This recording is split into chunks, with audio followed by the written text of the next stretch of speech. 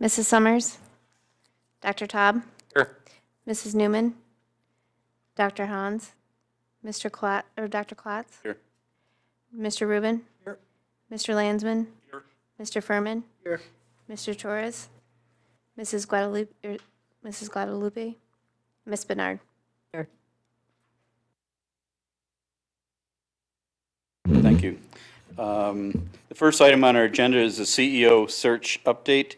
Edna White will be presenting on that, please. Edna? Hello, Dr. Klotz.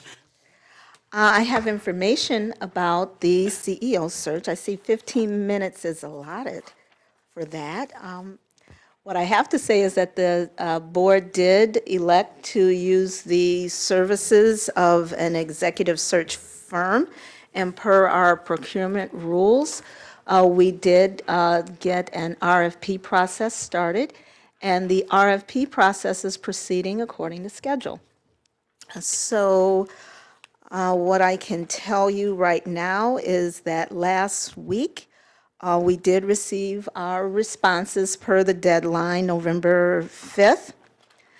Deadline for submission of sealed bids to OCHN, today, November 12th. And the week of December 1st, there will be verbal presentations. And the week of December 9th, there will be announcement of the bidder selection. Information about the RFP is available on our website under the About Us Purchasing Contract Opportunities links. And that's about it. Any comments? Yes?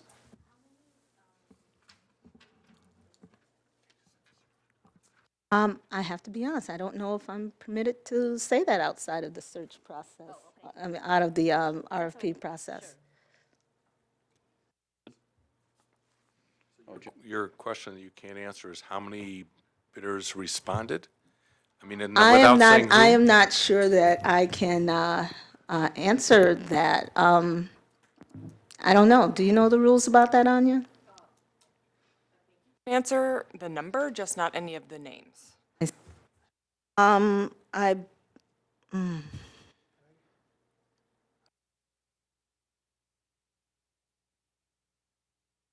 oh, okay, well.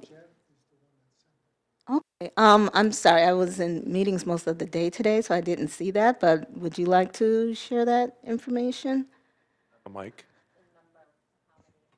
You said you had, you saw that? Use the mic, though, so people can hear the answer.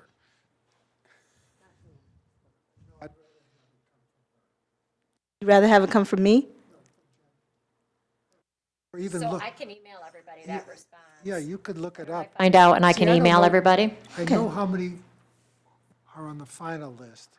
I don't know how many responded. Get that information and that way we can make sure whatever's protocol to share, but we'll give you a status update, whatever we're able to share at this part, or at this time. So I'll make a note, send everybody an email. Okay. There is a meeting tomorrow morning at 10 o'clock. I took one of our items out of sequence, and public comment should have gone first before Edna. While we're still on it, I have another question. Okay. So without knowing how many, did you feel that the process was fairly successful in terms of the responses, even if we don't know the count? I would say somebody from the contracting team would probably be better at answering some of these questions, but what I will say is that it is following our process very specifically. The communication, I think, has been pretty good as far as advertising the opportunities. I think access to the information has been pretty transparent as far as anybody being able to go out there and see it. So from that perspective, I really like seeing that.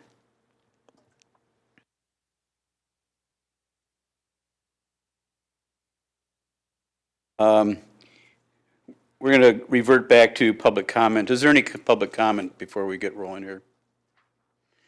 Seeing none, hearing none. Okay, we'll go to our next item.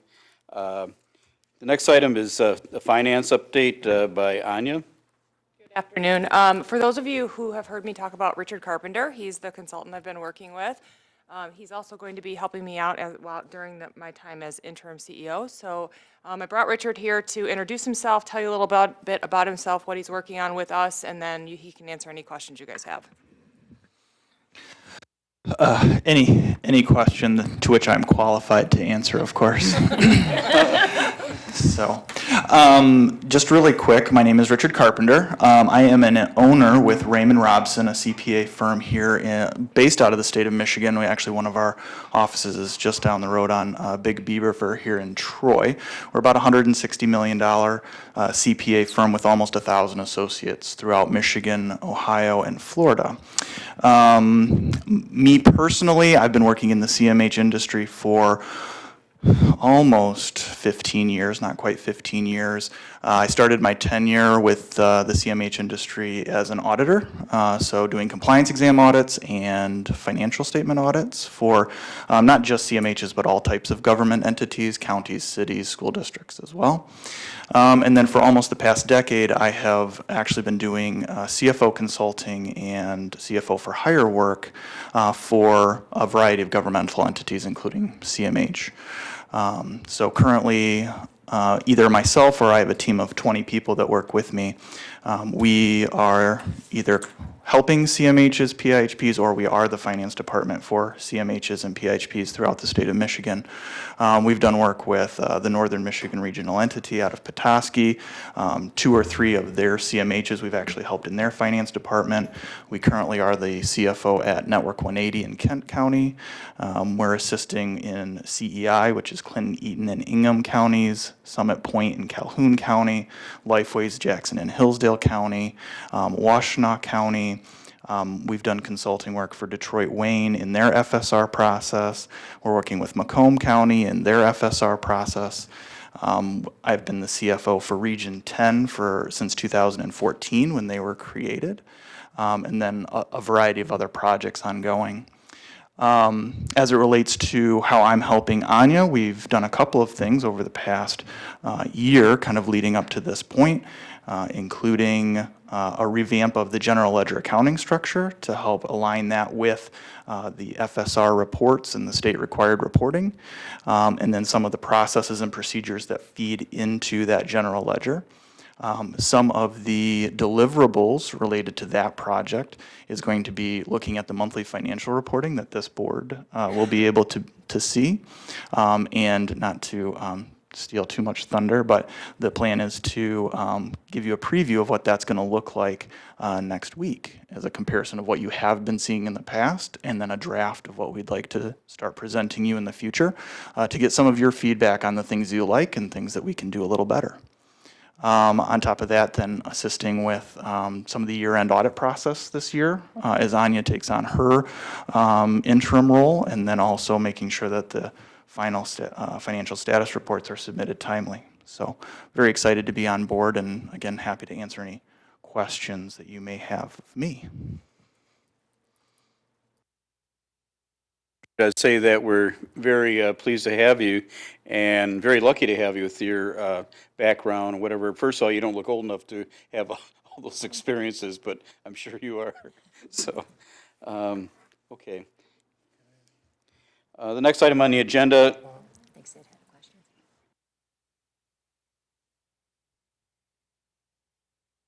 Is this the time I was supposed to ask him the question? Go for it. Okay. This may be boring to some people, but I'm not trying to embarrass anybody, and if I do, I'll be embarrassing myself. I want to talk to you about depreciation, because we hear a lot about depreciation. Stop me, Anya, if you want me to stop. Okay. So I question the fact that we use depreciation as though it's not cash. Well, let me try to give you an example that maybe we could all relate to it if I say it correctly. If we have $1,000, and I'm just going to pick a number, and it's for an item that we can legally depreciate. Okay?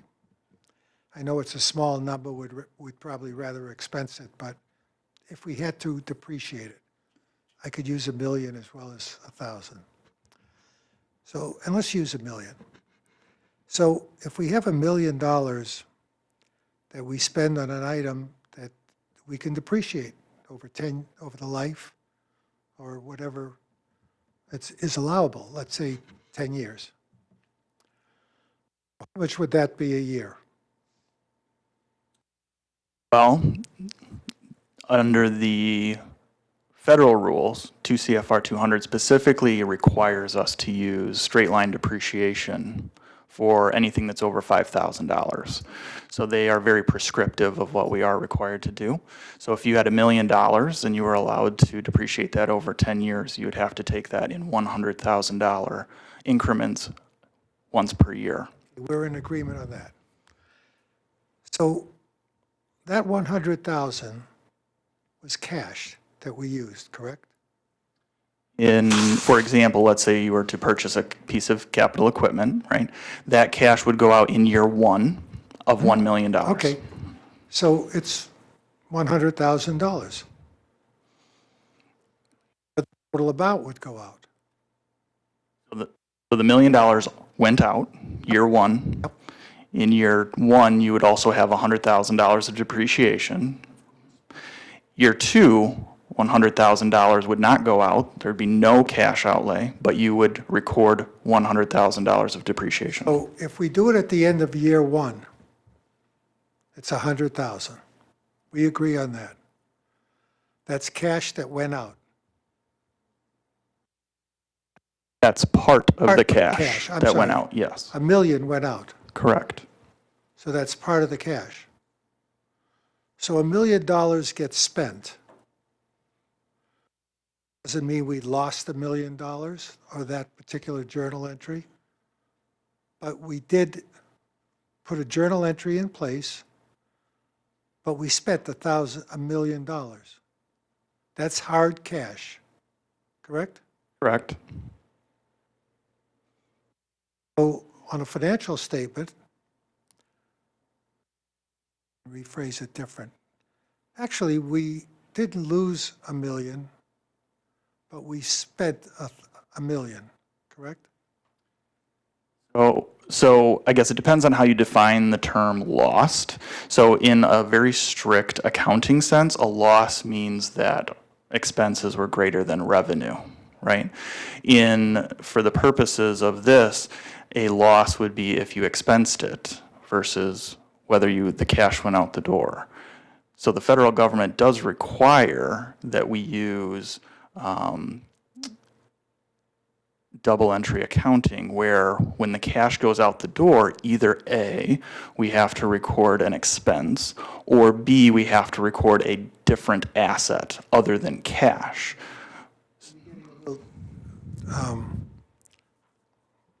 I get that part, but I want to go back to, we have $1 million less cash to work with because we dished out $1 million.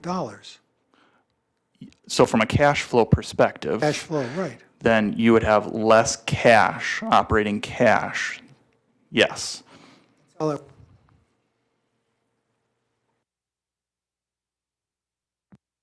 So about this, then there's assets and liabilities. And so we have $1 million that went out, but we have $1 million asset that we now have.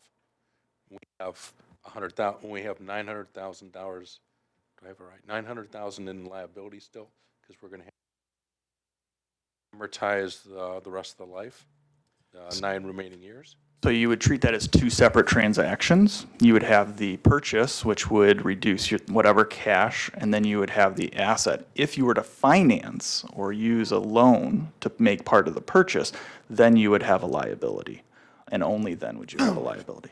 Richard, I've tried to get away from the accounting aspect, the journal entries and all that. That's something that try to focus in on less cash to operate with, correct? And that's what I've been talking about that depreciation allows us to have less cash if we spend any part of it. I don't want to be confusing to anybody who's trying to follow the bouncing ball, but the point that I was trying to bring out is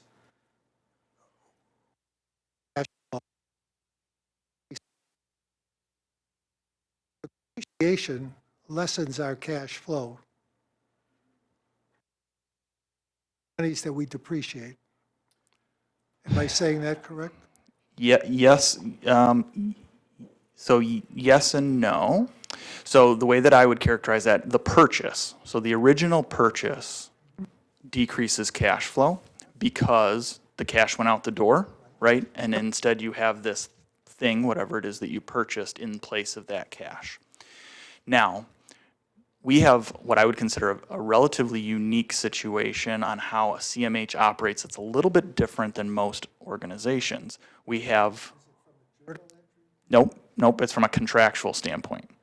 So unlike most entities where grants are a small portion of how we are funded, a CMH is almost 100% funded by grants, whether it's the Medicaid contract that we get from the state of Michigan, the GF contract that we get at the state of Michigan. So when you depreciate an asset that is being used for CMH activities, you're actually allowed to charge that depreciation to the contract. So in year one, that $1 million is a negative cash flow, but every year after that, you get that money back from the You're saying state. you replenish that amount. Correct. You replenish the cash flow over time. Ability to replenish it? The funding, of course, would be subject to whatever limitations are from the state of Michigan, yes. So if that funding gets cut off, then that limits your ability to replenish cash flow.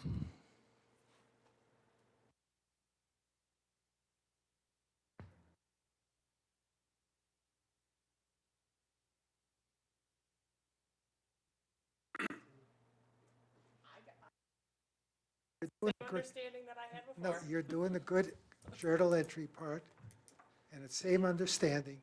I was trying to focus in on, is it gone? Replaced? So maybe that's.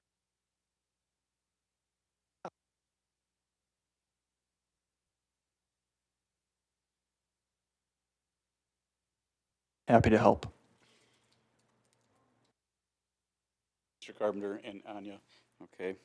Our next item is therapy authorization and start of therapy with Dr. Lawson and her sidekick Jennifer Follis.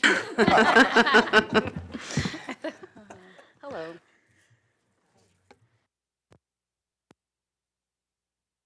Evening, everyone.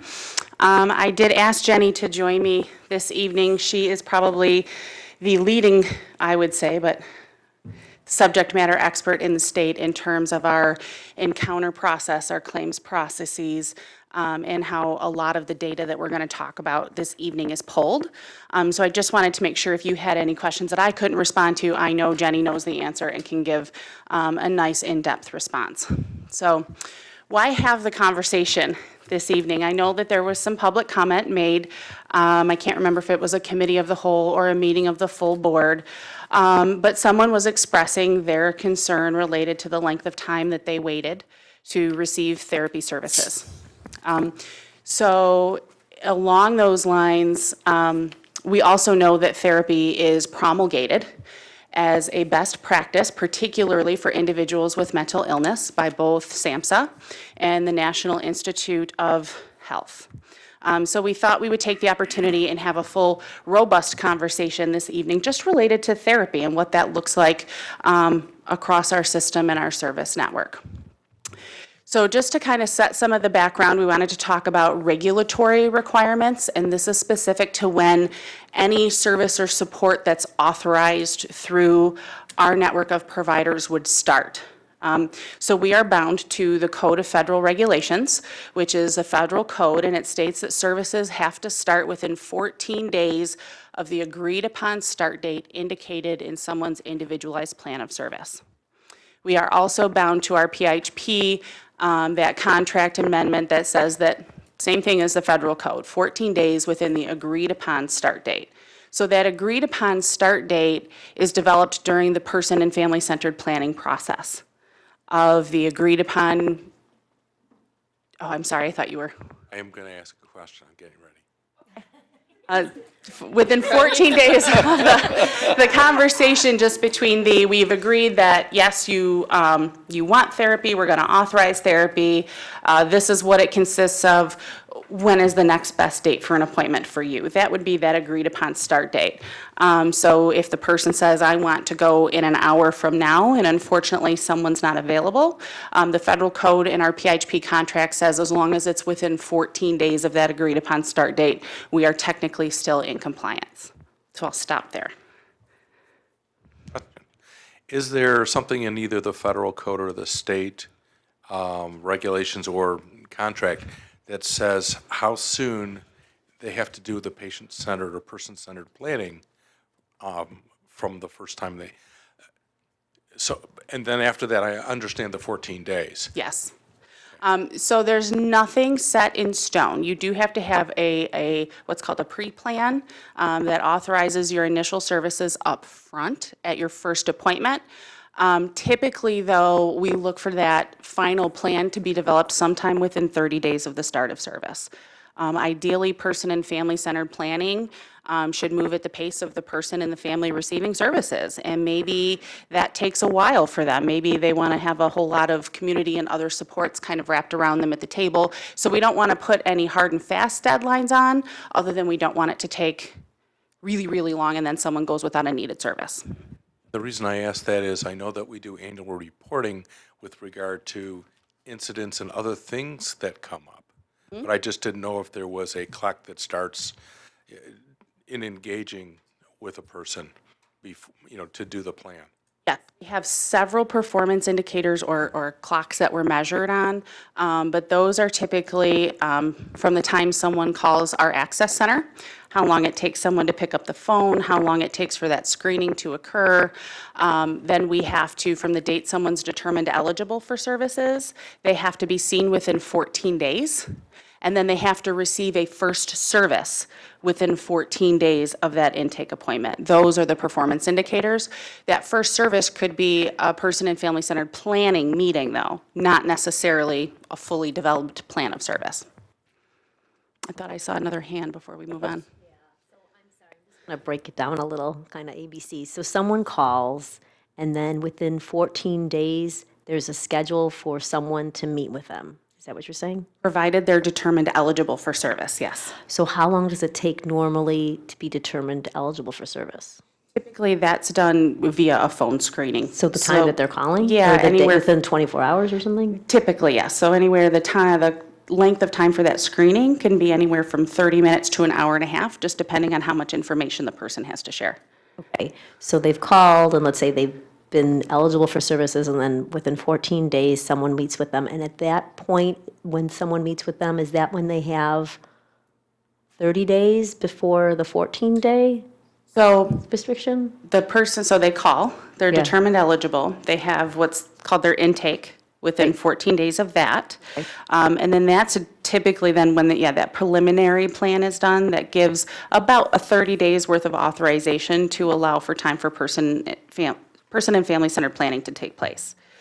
But within 14 days of that intake appointment, the person has to receive some type of service. So that could be a meeting with their supports coordinator or case manager to talk about who they want present for their person and family-centered meeting. Right. If someone comes in with really urgent or emergent needs, they might visit a doctor and have a psychiatric appointment first. They might visit with a peer first. It could be any service, as long as it's delivered within 14 days of that intake appointment. Are these times federal guidelines, your guidelines? Like, where are we coming up with these? Part of our contract with the state, part of our CMH contract.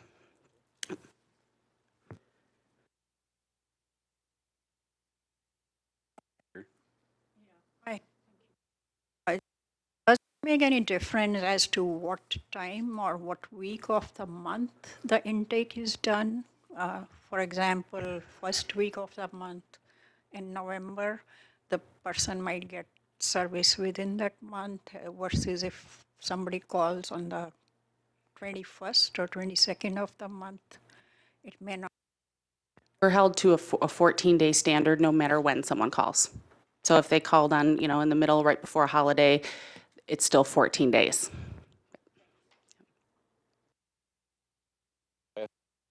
I'm glad you said what you said on the end because it almost left it like it takes 30 days before you get your services. But when a person comes through the door, if there's immediate needs, they would get served with those immediate needs even if they don't have a person-centered plan, because they don't have to wait on the plan if there's something critical that they need right away. Absolutely correct. Thank you. Dr. Lawson, is the person who's going to receive the services, are they made aware of the fact that there's a 14-day window in the beginning? I mean, I can't speak 100% of the time, but I would give our providers the benefit of the doubt to say that they do explain that to the person. We would like to see you at least within 14 days. But there again, we do have instances where, life happens, something comes up for somebody, but if someone requests their first appointment outside of that 14-day window, they do document that. Ideally, we would want it to be invisible, and we don't want to work towards deadlines. So this data with the 14 days from the plan and 14 days start of service is the very data that Marquita and Quality Management has been reporting on, and all those grids. And we always say, okay, we're always right up there at 95, but sometimes we'll have a little dip down. We have to do a full plan of correction. So there's a lot of tracking of that timeline in particular, and it's been going on for like a decade. This 14-day criteria has been tracked a really long time. And the state themselves is starting to say across the state, most CMHs are doing really well with this piece of it. So the data Nicole's going to share is taking a deeper dive into therapy because we have seen there's been a little bit longer timeline, and we wanted you to be aware of the data so that we can engage in discussion, problem solving, how we should address it as a service system.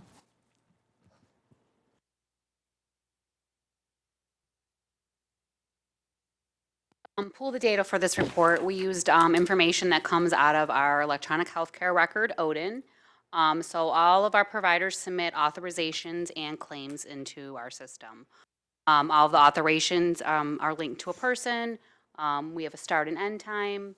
And then each authorization would have the service, the units that are authorized within that for us to be able to pull this data.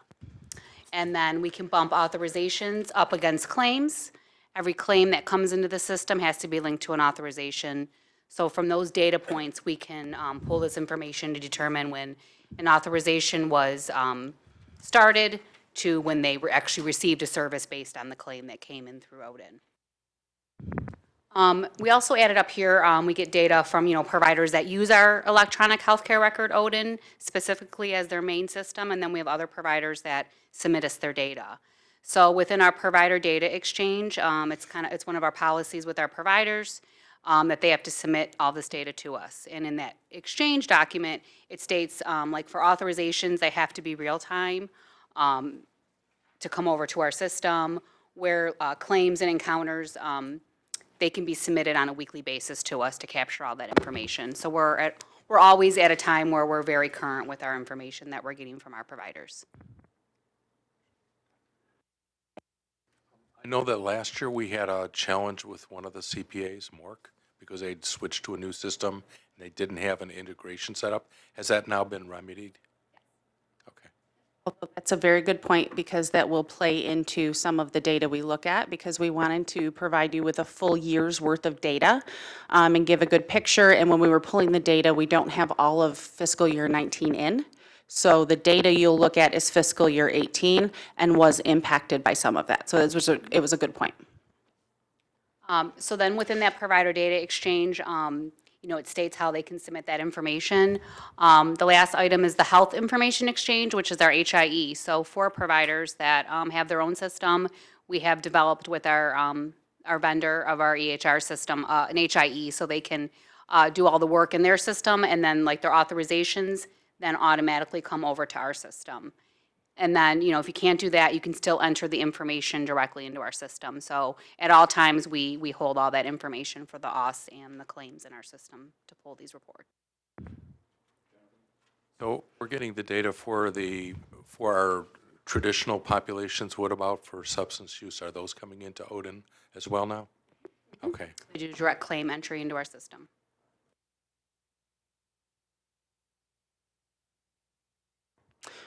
So just a little bit more, why do we place this emphasis on therapy? Knowing that it's important to the people that we support.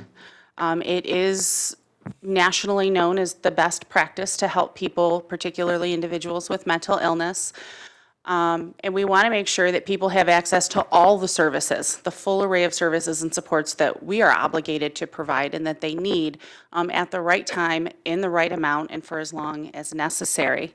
And so when I was presenting on some of the outcomes of our service models a few months ago, we talked about how when we started to develop them, we were running all of this data and looking for trends and noted that it appeared people weren't being seen consistently. And so we built those models around making sure that people were seen consistently, ideally monthly. One of the things that we noted at that point in time was it appeared that therapy was underutilized given the amount of people that we were supporting. And so at that time, we've been having conversations with our provider network over the course of the past couple of years to understand, maybe what are some barriers or why would it look like this, and just having a robust and in-depth conversation. And so we wanted to present tonight all the perspectives. And so I just kind of wanted to preface some of this with that our provider network has seen this presentation, they've seen the speaker's notes, they've had a chance to look at the data, the logic that we pulled to use it, and they have had the opportunity to provide their input as well. So I'll be kind of talking about, this is kind of what we see, this is what the provider saw, so kind of trying to present all aspects of the conversation to you this evening. So to that end, the chart you see are the total numbers, unduplicated numbers of individuals that were served by provider and by network for fiscal year 18. And we wanted to give the board an idea of how many people by provider, by network, received a therapy service, and then what that translated to in terms of a percentage of people supported by that provider. So I'll just give you a minute to look over that, and then if there's any questions.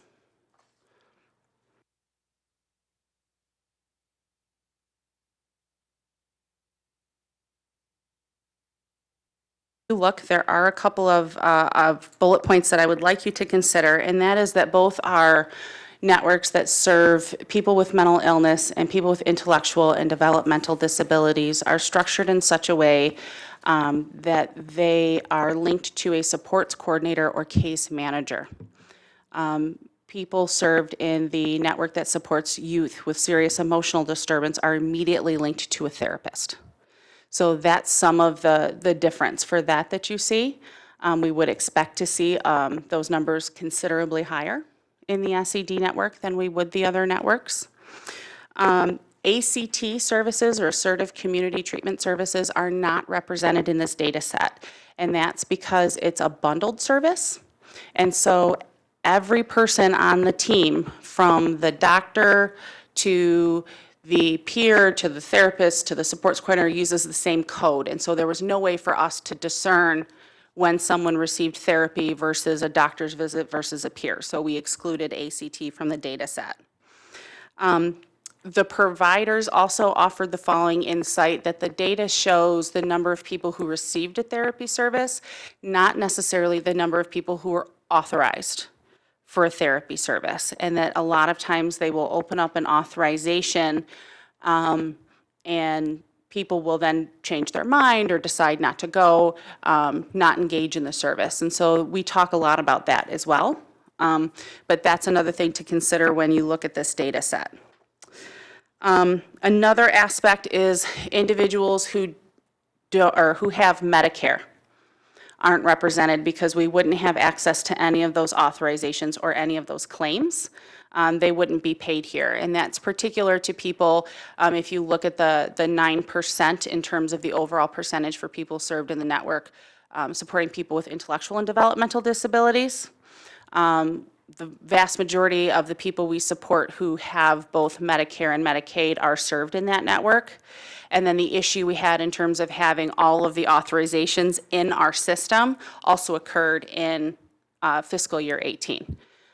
So there's still some more discussion to happen with that network in terms of, I would still expect to see a little bit higher therapy numbers. But there's more discussion to be had, and there were some very valid points that the providers made. And based on what we would expect to see in terms of best practice, I would expect to see higher percentages of people receiving therapy in our MI service network as well. Us and then Milkaya. That the people who are receiving Medicare are not being shown here? Yes. So who are these, who's funding this if it's not Medicare? Who's funding this? This is all Medicaid data that we fund. Because we're not considered a Medicare payer, and we have to be the payer of last resort. If someone has both Medicare and Medicaid, they may receive services that are paid through their Medicare, and then they aren't authorized and paid for through our system. And would it have been difficult or even possible to have separated the numbers from showing, I know you have the number 8 is I/DDD network, but is everyone else not IDD network? Is that what this is saying? So the way if you look at row 2, 3, and 4, sorry, I didn't want to put a whole bunch of words and have this trying to fit it on one page, so I made it confusing. You have CNS Healthcare, Easter Seals Michigan Adult Services, and TTI. Those are all MI network providers. So then those 3 rows would add up to row 5. And then we have CLS of Oakland County. Yeah, and the Macomb Oakland Regional Center, and then those add up to the IDD network on row 8. Okay. And then how about to the bottom? Because I know it doesn't add up, these numbers don't add up to the 24,200, so that's why I was confused. Oh, the bold numbers should. But they don't. I don't think they do, when I did it in my head at least. That's why I thought that's Yeah. what you weren't doing. Maybe we accidentally added all the columns? Oh, could but have you been. were attempting to do this. Ah, I see what you mean. So it could be. Our apologies, that was a math error. Now I get what you did. Okay, thank Yeah. you. Any other questions on this one? Milkaya? When you say therapy, is there a different code between individual and group therapy and family therapy? Or is just everything grouped under therapy, whether it's individual or not? There are different codes between all of those services, but those were all grouped together in this data set.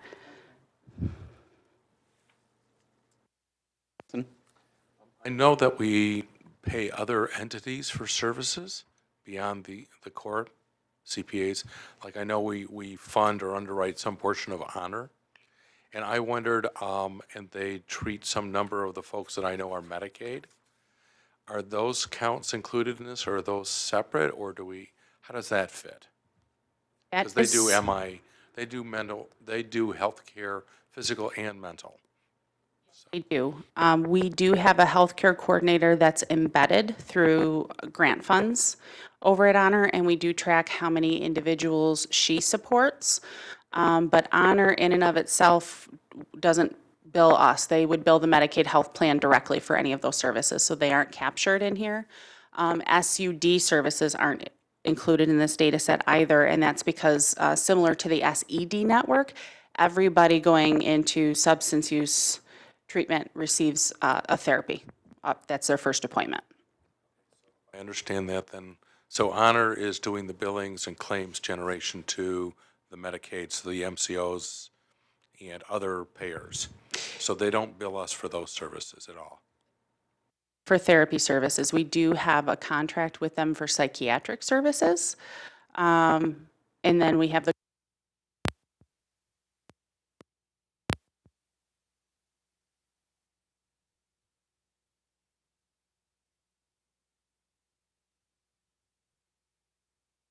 Folks that are receiving therapies. So the psychiatric services are really geared towards people who are un or underinsured, so people who don't have Medicaid and/or people who might need psychiatric services but don't qualify for PIHP services. Coming from a primary health care, a lot of the docs didn't feel comfortable writing prescriptions for a lot of the types of medications that a person with a mental illness needs that can be perfectly happy, stable, and doing well and doesn't necessarily need the full array of services, provided they have access to that. So when we had that started, gosh, I want to say maybe 4 years ago, when we were first impacted by the rebasing. And so unfortunately, we had to narrow down our population of people that we serve to the must-have. But we also didn't want people just to be stuck out in the world without any access to psychiatric services. The soft landings. Yes. Okay. The children's providers, I notice there's a significant difference in numbers between OFS and Easter Seals. Is there a particular reason for that? Do they just serve less people, or? Yeah, OFS came on as part of our network in 2010. So they've been part of our network for 9 years now, and whenever anyone's determined eligible through our Access Center, they're given a choice of provider. So Do they both offer the same services at each agency? yes, they do, and they both have several locations all around the county. It would be similar to how MORC existed long before community living services came on board. So they do serve more people as a result of being in existence longer. So Easter Seals was the only SCD provider for a really long time before the RFP opened and OFS joined. So it is less people served overall. They both have the same identical contract? I believe so, Yes. Are you referring to 0 to 6? It's Oh, yes, so Easter Seals is our only provider for 0 to 6 services. I'll say that if you look at the difference in the number of people served, I want to say that's 2, maybe 300 kiddos served in the 0 to 6 via that contract. We have another contract then, the Easter Seals and OFS contracts for services to youth ages 7 to 21 are identical, and they are both contractually held to providing the full array of Medicaid services and supports. Gus, did you have another comment? Okay. So then if we look at the timeline, so this is the average number of days from the day a therapy service is authorized to the receipt of that service. So some of the feedback we got from the provider network here is that, again, if a person was authorized for therapy and then they decided that they no longer wanted the service or missed their first appointment, that it would certainly increase this average. And then a lot of the feedback, what we got is that providers said that a lot of times they'll authorize therapy, even if a person just says, I'm not really sure, but I think I might want to go. So that a person, say if they're authorized for group therapy and they have the schedule of the group, can just show up whenever they want to. And that there's no paperwork or bureaucratic barriers standing in their way, which is actually something we would fully support. But then it would result in a longer average length of time from the date that that service was authorized. So based on the provider feedback, Jenny went ahead and took a look at the data from a slightly different perspective, and that's just within the authorization period. So what that means is that during the development of a person-centered plan, services are authorized for a maximum of 6 months at any one time. And that's because we want to make sure that there is a periodic review meeting that reviews a person's goals, a person's services, and make sure that they still feel like they're getting what they need, that their needs haven't changed, give a chance to provide input in terms of are they happy and satisfied with what's going on. So when we look at those numbers within that authorization period, you can see that those numbers do change. And again, that reflects just a little bit of when maybe they authorize and people then change their mind or decide that that's not really a service that they would want.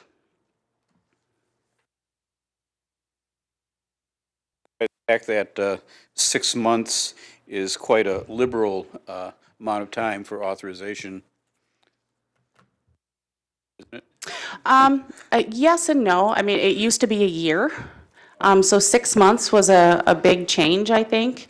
And then we also, when we really worked on the service models to make sure that people were seen consistently monthly, ideally that same conversation should be happening every month with their case manager or supports coordinator, just kind of checking in. And then that 6-month mark is kind of just a formal check-in with the person-centered planning process. But what I will say also is that periodic reviews can happen as often as someone wants them. So if I wanted one every month, I could have one every month. The differences there is for our autism therapies, for ABA, the state will only allow a 3-month authorization period. And then for SED services, we also only allow a 3-month authorization period. But that is because the assessments that are provided for that population have to be done every 90 days. So it was a way to tie all of those things together. And I was going to say, if you're more familiar or used to how the health plans may authorize or private insurance may authorize, we want to remember that so often they're focused on only the mild to moderate populations too. Somebody with mild depression or needing to go through issues counseling because of a life change. And our population is people who have met the criteria of severe and persistent mental illness. So the longer-term expectation of therapy would be different from maybe what you would see with the health plans authorizing or the private insurance authorizing shorter-term authorizations on therapy services. Okay. When I hear conversations like this about the reauthorizations, what did you say it was? Every Periodic review? the periodic reviews. It still leads me back to how many people are the case managers working with on a monthly basis to be able to adequately provide those services to each and every one on their caseload. Which is another reason why I keep wanting to see more in terms of what is life like for our support coordinators and our case managers. Yes, and I think you raise a really good point in terms of some of the conversation that we've had with the core providers is that because of the way that our system is set up, where someone is linked immediately to a case manager or a supports coordinator, that people develop that level of a relationship with that person and at times are then reticent to engage with a therapist. Or the touch bases with the case manager or supports coordinator kind of give that person enough to maintain, and can at times be, I think even barrier is kind of a harsh word, but for lack of a better term, even a barrier toward more engagement in the therapy. And so that does put a lot on a case manager or a supports coordinator, you're right. And so that's another reason why we really value making sure that people have access to the full array of services and are able to engage in that, because what the research tells us is that the more that people engage into that therapeutic process, the better they feel and the sooner they feel better, which then allows for case managers to carry less of a burden. I almost would like to see, and I don't even know if this is possible, but coming in the door, I know when I came through the door, I didn't know what service meant or what services were. And if there was some way to educate people coming in the door, these are the services that are available to you. I didn't know what a person-centered plan is. It's just so much thrown at a person that's already in a delicate state, I'll just put it that way. And you want them to make decisions. You want them to do all this with very little information on the front end. And if there was some kind of way that we could educate people better coming in the door, you're here for services and this is what we're offering you. Because I don't know, if people knew better what they could get or what they could ask for. Because when a case manager asked me, well, what do you want to do for your person-centered plan? I didn't know what to tell them because I didn't know what was there. Right. So I'm thinking is there some way we can do a better job of education coming in the door so that people would be able to know what to ask for? And it may take some of the pressure off of the case managers and the support coordinators to have to be that education person. And I always want to fall back on the peers because I feel like that's something that they could do. When you're sitting in the waiting room, even in some of the agencies have the televisions just going and giving information. Why could therapy is available to you? Peer services are available to you. Had you ever thought about da da da da da? I mean, give them the information on the front end so when they get in there and have to answer the questions, they know what to say. I think that's a fantastic idea. In addition to really looking for more therapy services, for this fiscal year, we built in our service models really looking for more peer services and more times that peers spend with people. The other thing I'll say is that in part of our annual plan, we know we have to revamp training and support for the field around person and family-centered planning. And so Tricia Zuzumbo and I are putting the final touches on a needs assessment survey that we want to send out to case managers, supports coordinators, as well as people receiving services to understand what part of that process did they like, what did they not understand, and what would they like to make it better. And so hopefully we'll get some of those ideas around providing that upfront knowledge and education to do just that. That's our hope. Point is very well made, Melchiah. If a person doesn't know what's available, they're not going to know what to ask for. Or if they don't know what person-centered, whatever is, if they don't know what that means, then they're still not going to know what to ask for. So it's very good. We know we've had various models, so way back when, we were doing in-person eligibility screening and intake, and now we're doing phone screening, which helps expedite getting people through with eligibility. But OCHN directly is not having the face-to-face contact. They're then going to the core provider after just the phone screening. So I know some of the core providers have had peers be there to be the person about scope of services, all your available options. I'd say the success rate with that has been hit or miss as to whether people found it valuable, but we need to continue working on it and improving that for everybody, because people are being hit with so much, often in a time of crisis, that any way we can expand and make sure people know what's available to them is a good thing. I'm sorry. I'm a huge fan of video clips on the website of what therapy is, what a person-centered plan is, what a case manager and a support coordinator is, what a peer is, what we do. We're here to help you. And once you get it done, you got it. You know I love a good video, so maybe that'll be a Love a good future video. project. Okay, I'll write it down. Thank you. It must have been terribly overwhelming to you in the beginning, too. Yeah. The first time I found out what a person-centered plan was is when I went to a person-centered planning conference. So for the first couple of years, I'm going through the motions because I don't know what are your goals? What do you mean? I didn't have any prior to getting in the system. What? Your life is a wreck. What do you mean? What are your goals? It's not that simple. So we didn't want to leave anyone with the impression that these timelines to therapy services or percentages related to therapy meant that people didn't receive supports and services. So clearly I should have put this slide more toward the front of the presentation because we had this discussion early on, but we wanted just to make sure that everybody understood the timelines that we're held to, from access screening to intake to making sure people have access to those emergency services when they need them and as they need them. So the plan for FY20, this is copied straight out of our service models. that we have, in addition to incentives, identified certain areas of service delivery that are more expected outcome areas versus stretch goals, which is how we would define an incentive. And so we think that those are really critical, and we're looking for providers,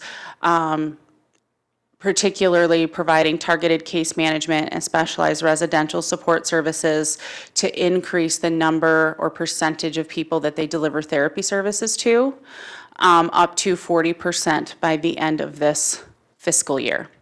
If by January, providers haven't hit the 25% mark, we've asked them to work with us on a corrective action plan to kind of understand some of those barriers in their plan to increase delivery of therapy services to people.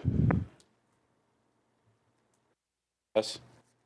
Oh, I mean, I'm all for therapy too, but why, I mean, how are you going to prove that more therapy helps?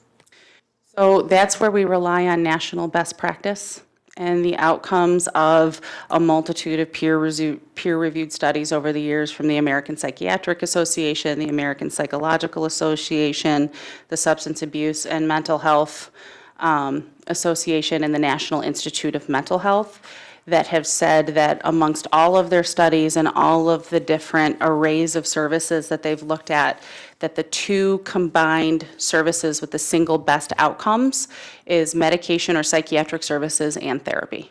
And it's a combination of both, not only one or the other. Right? You didn't, we're not, I'm just, well, two things. First, so this is increasing by 10%, actually 12%, what you're currently doing now. And how do you know that they have the therapists to support this? So we've been having this conversation with them for about 2 years now, in terms of what we wanted to see with therapy and asking for barriers and asking to understand business models. And I will say that capacity has not been brought to us as a big issue that folks are struggling with. Mostly what the providers talk about is more engagement strategies with people who are feeling overwhelmed. The way that our system's set up to have to tell your story many, many times can be really tough for people. And more strategies around that. I haven't had any discussions that said, geez, we just don't have capacity for therapists to serve. And then also, just in doing this, are you helping to brainstorm with them on, so someone going to therapy for the first time, if they've never done it before, like Micaiah was explaining, the whole thing is extremely overwhelming to get them from, you know, getting to know the person that they're meeting with for the first time and their caseworker. Can their caseworker come with them to the therapist for the first time? Is there a peer that's going to come with them? I mean, are you working with them on trying to make that actually happen? Well, I would say they were already kind of doing that, and that offers is Not still necessarily there. working. What we found early on was that there was a misconception that somehow people had to be identified as appropriate somehow for therapy, or needed to be assessed as appropriate. And so I want to say a year and a half ago, maybe 2 years ago, we issued a provider bulletin clarifying that. That by the very nature of being eligible for services, someone had a right to therapy. It could be authorized right at that intake appointment if people wanted that, and that was fine. So we've had, it's been a standing agenda item when we meet with the clinical directors every month. We've talked about it every time we sit and review service models to kind of brainstorm through. And again, that's why we're formalizing this into our service models. We really want to see the forward momentum and to make sure that people have access to those important services as well. So like right now, it's November, so you're saying next November, you're going to come back to us and tell us like what happened? Is that kind of the plan, or? I hope I'd be able to deliver really good news much sooner than next Oh, November. okay. I didn't know how it worked, like what the follow-up is. And this high push on this incentive is primarily for folks that have this severe and persistent mental illness. So we're not necessarily talking about people with developmental disabilities, because therapy best practice, as identified by SAMHSA at the federal level and such, is focused on those with the mental health diagnosis. So it's just the people that.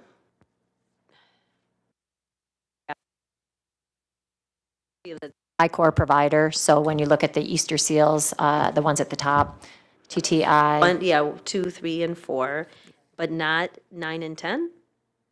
So this incentive in particular is those that have targeted case management. Typically, 9 and 10, which would be the DD providers, they have support coordination. Their service authorizations and needs are, for the most part, you would expect there to be less therapy for folks with intellectual and developmental disabilities than you would for the population of folks that would have severe and persistent mental illness. Right, as it relates to the IDD population, when we ran the data several years ago, I think the average therapy percentage was right around 25%, which seemed to be good. There seemed to be a mix of people with a various array of services. It seemed like people were really getting what they were driving at and what they needed via person and family-centered planning.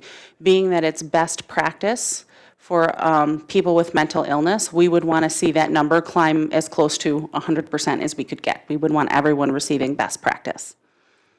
When you do this, why wouldn't you also include the medical side? You know, you talked about, you combine them, the therapy with the medicine for, so it seems to me it may make sense to also have numbers on medication.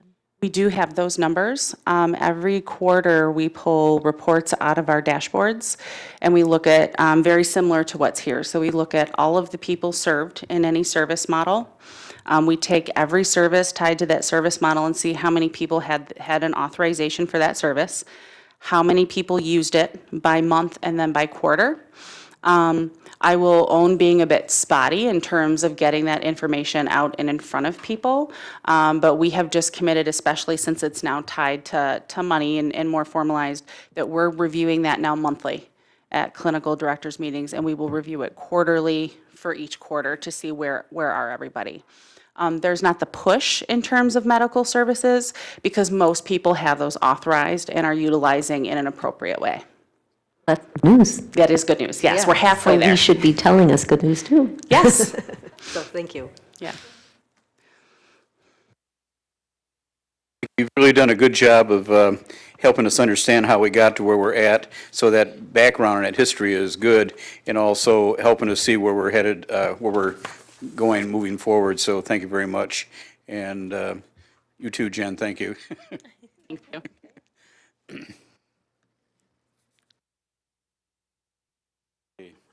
Our next item is our 2020 board meeting dates. You have a calendar before you, item D.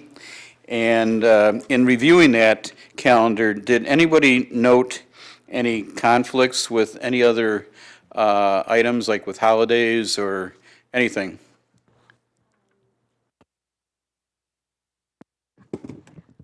The only conflict that might occur is spring and summer conference with CMHA because they don't have the dates out.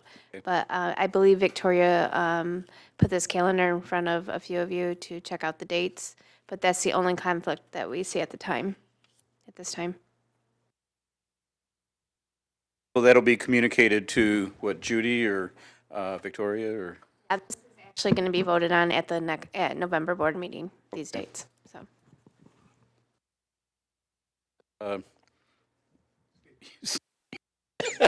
This is yours. Once we approve this, and they're going to send us out a copy, either electronically, could it be bigger than this? Like a full page size? Okay, no, I know for this purpose it's fine, but I would like to have a full page, yeah, like that, okay. I was just sort of nervous that we'd get this. I can't see that small. Do you need bigger glasses? For speaking for You all only of do us. so much. Yeah. So we're all set on the calendar unless we hear otherwise and vote on it otherwise. Nice job on that, by the way. That's a big task to do, and I don't ever remember us getting it all right the first time, so you've done a good job. Victoria. Oh, Victoria? Okay, we'll tell her then. Okay. Next item on the agenda is the Public Act 152 presentation from Edna.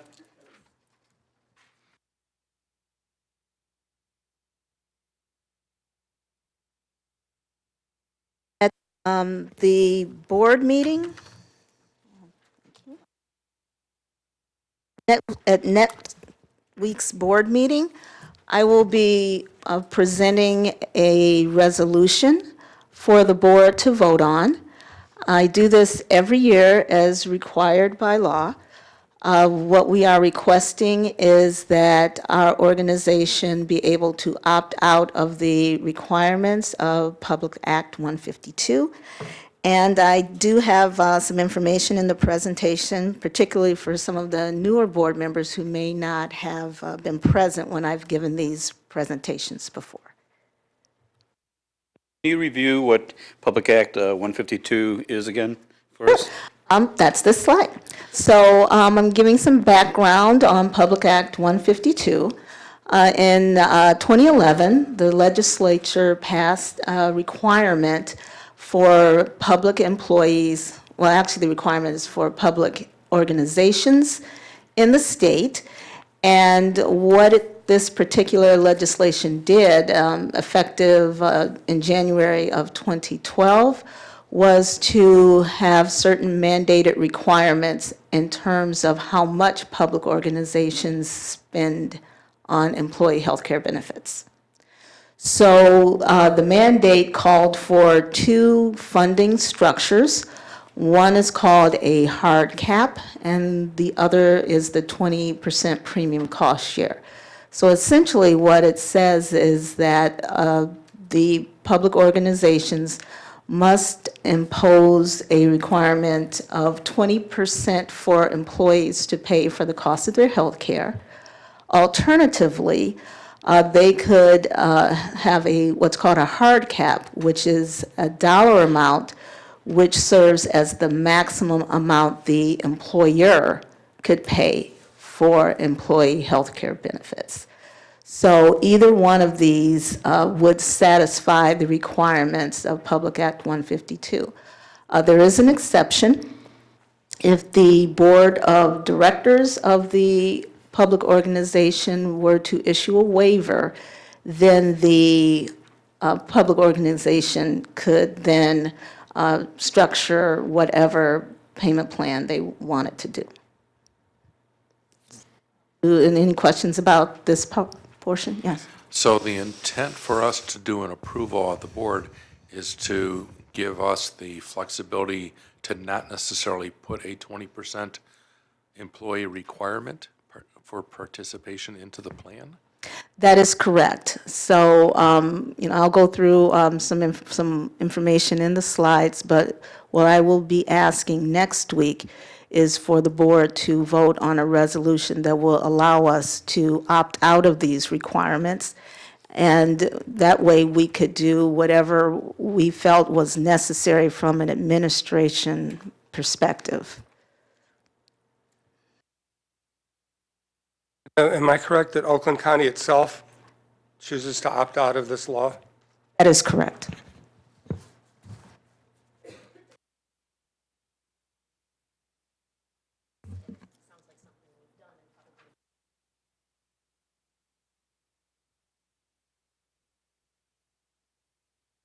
Yes. The numbers are, so if we could compare last year what we paid, our employees, and obviously want to keep them, and there's really good reason to do this versus the cost to do this, so we know, just so we know the cost that we're spending. I have some information on you that do? I can You're going share to with that? you. Okay, great.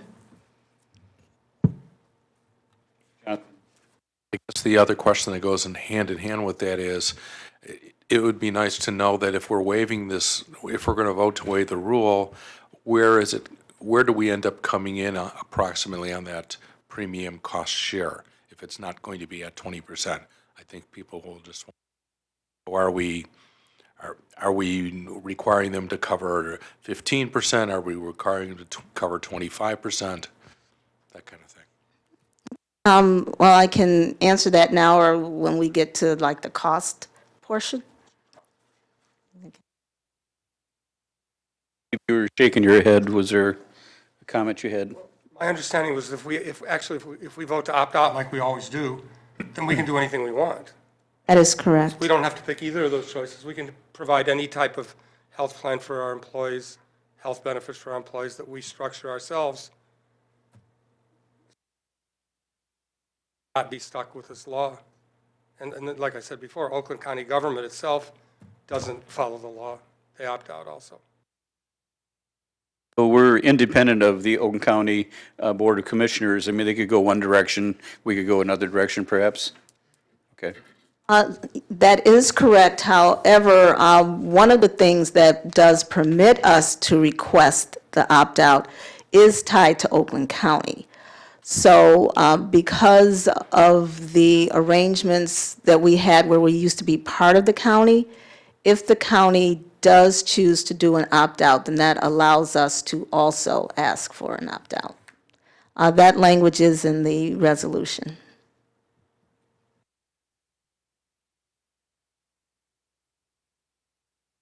So just for informational purposes, I did choose to include some of the issues that we have with the requirement of Publics Act 152.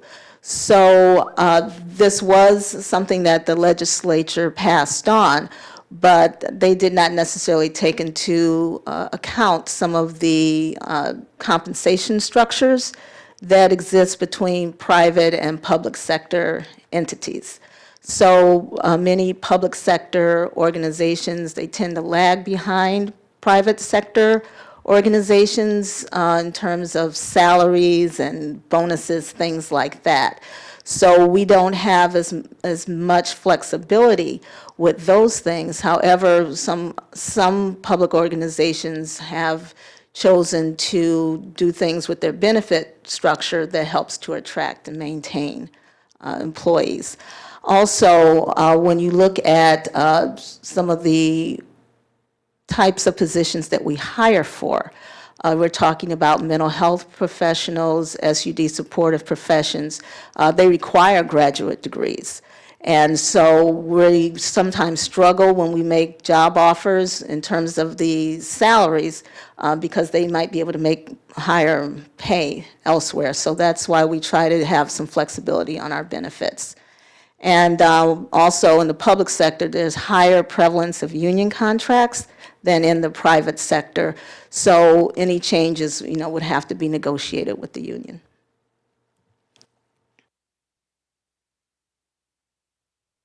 So when we are looking at establishing what our compensation and benefit packages are for the year, there's several things that we do to try to make sure we're placed appropriately. So we're looking at benchmarking that we do. We participate in salary surveys. We look at similar types of positions out in the community and get ideas of what the salary benefit structures are. We have a paid subscription to be able to pull compensation data from salary.com. It's a pretty powerful tool. It pulls payroll data from throughout the Metro Detroit region. You can narrow the scope down to healthcare organizations and government-based organizations so we can get a sense of where we fall in between similarly situated organizations. So we work really hard on the HR committee, which is composed of myself, Annette, Anya, Diana, Vicky Suter. I missed somebody. Kathleen. How could you miss Kathleen? I was not trying to miss Kathleen. Don't take that personally, Kathleen. Anyway, so I provide this information to them on a regular basis, and we sit down and we look at our administrative budgets, and we try to make sure that we can do the best possible presentation for our employees in terms of salary and benefits within the budget that we have.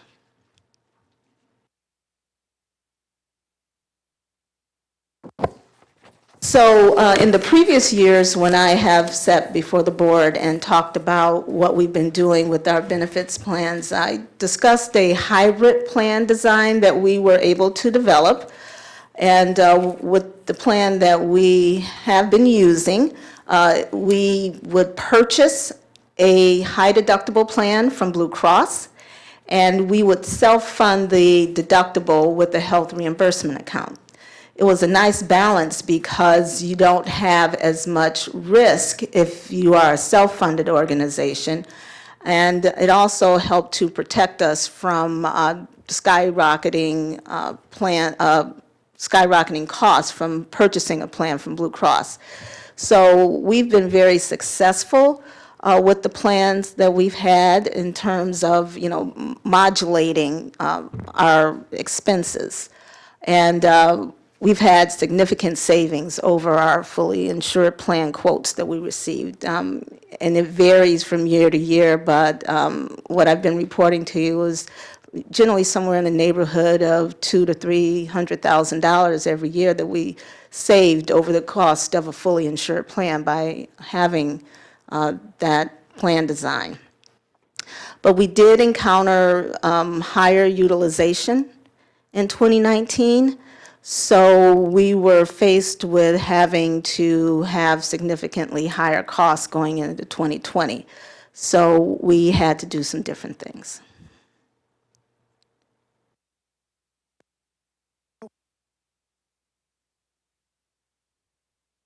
A couple of things. Larger pool of covered lives.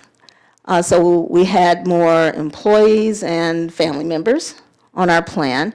And there was, people have health events. And, some years it's good.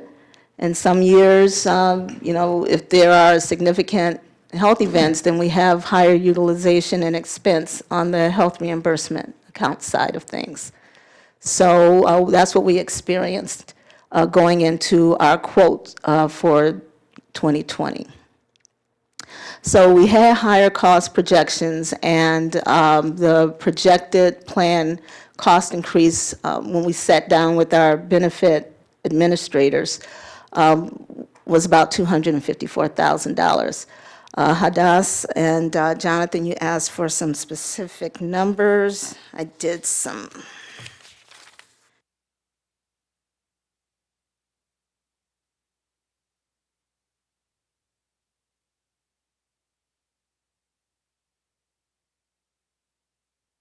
So, for example, in 2019, the cost for the medical premium is expected to be $2,187,000. That's for 2019.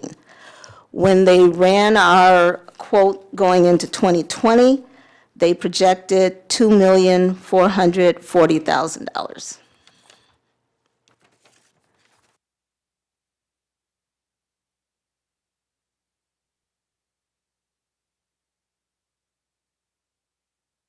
I think it's a combination of more covered lives between employees and their family members, and the health events that people experienced for 2019. So we could have had an experience where we had more employees or covered family members, but perhaps the utilization is lower, and that would not have necessarily driven up higher costs. But we had a combination of both. Yeah, so we had our benefit plan representative, Daily Merit. We've been working with them for a few years, and they shopped our plan out, and we did receive several bids.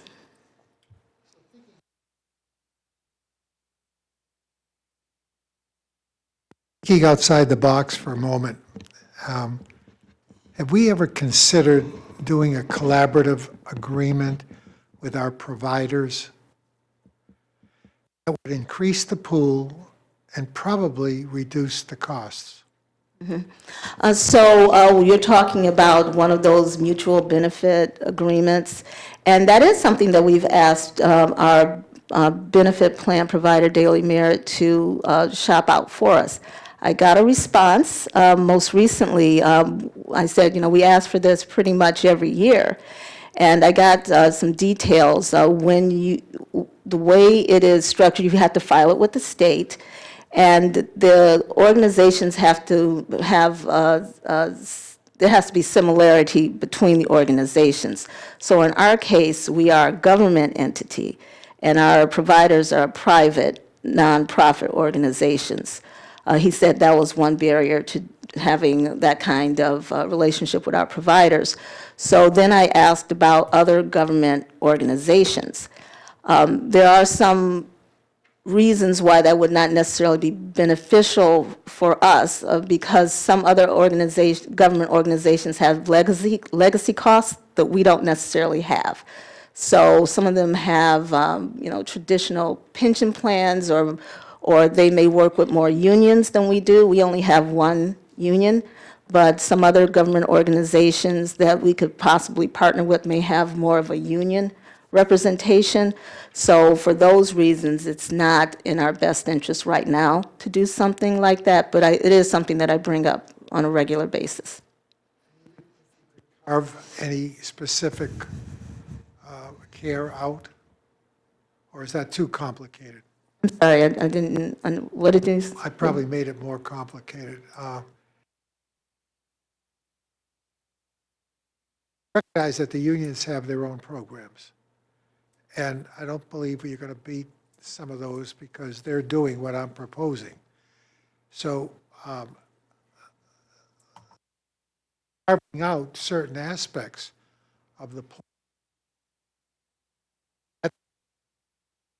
Are you saying, as far as our Blue Cross plan, for example, offer only certain benefits within that Blue Cross plan? It's to everybody, certain benefits to everybody. I'm not talking about cutting benefits at all. I'm talking about you're getting to a point where you might be better off trying to pool with someone. That's a lot of money. Oh, right, yeah. So that is why we do pursue that question on a regular basis. And if something were to change and it did become more beneficial for us to do it, we would absolutely consider that. Now, do we still promote certain health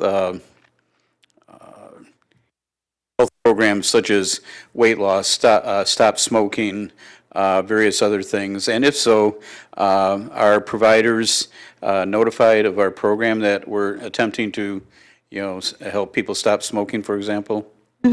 So smoking cessation is an element in our prescription drug plan.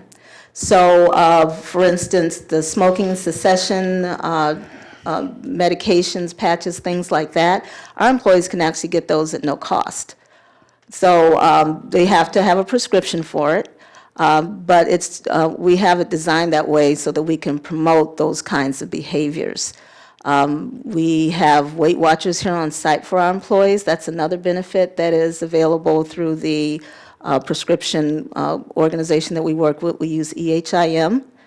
They're a pharmacy benefit manager. They're located in Southfield, and we're on the phone with them weekly, with ideas. And we also have challenges that we have in-house where we incentivize people to take on wellness initiatives, and, they can win a small prize or something like that. So there's all kinds of ways that we do promote wellness initiatives. We have Zumba classes and yoga, and we do have Weight Watchers, and so we offer those things as well. And typically, we benefit financially from these programs, from the providers. I mean, there's an incentive financially for us, sometimes to work with the wellness programs. Well, the benefit for us is to, improve health outcomes for people so that we're not exposed to hospitalizations and, very serious health conditions. And if people, we want people to take their medications if they're on maintenance medications. We want them to be able to do all kinds of interventions that will improve their health outcomes. So that would drive our costs down. And Paul? Do we offer any kind of incentive to anybody who decides to opt out of the plan? So like, if my wife has insurance and then I have insurance through my employer, and or is there any benefit to that? In I say, okay, well, I'll go with my wife's because my employer will pay me $500 or $1,000 to not use the insurance for the year. Yes, we do have opt-out payments, and the opt-out payments vary based on whether you're covering yourself, two people, or a family. You know, the opt-out payment is certainly higher if somebody chooses to opt out of family coverage. And then just a little bit more, just looking here at the plans, this is Blue Cross Blue Shield, and now expecting that there's parity, right, in the plans that we go with as far as mental health. I know generally with private insurance, mental health tends to be lagging. You know, it doesn't cover you as well as an emergency room visit or something to that extent. So is that something that we're cognizant of in our health plans?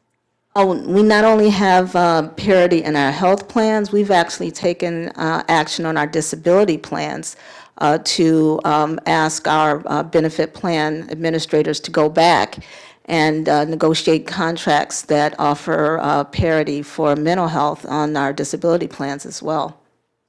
We do that. Thank you.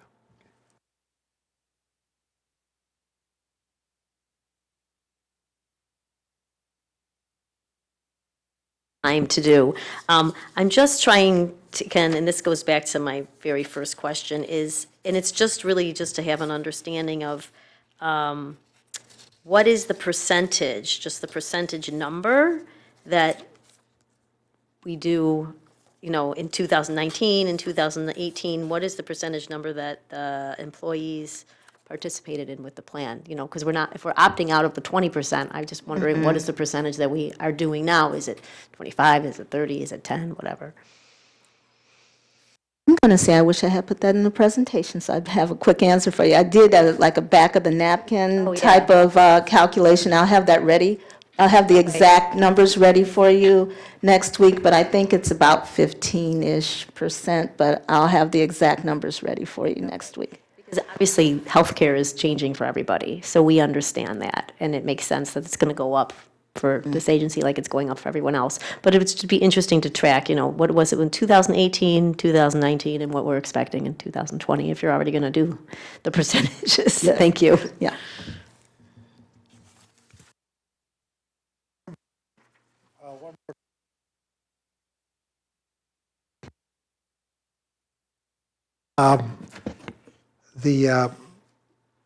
Is there a plan in place to provide a replenishment of the $254,000 increase as it relates to administrative costs?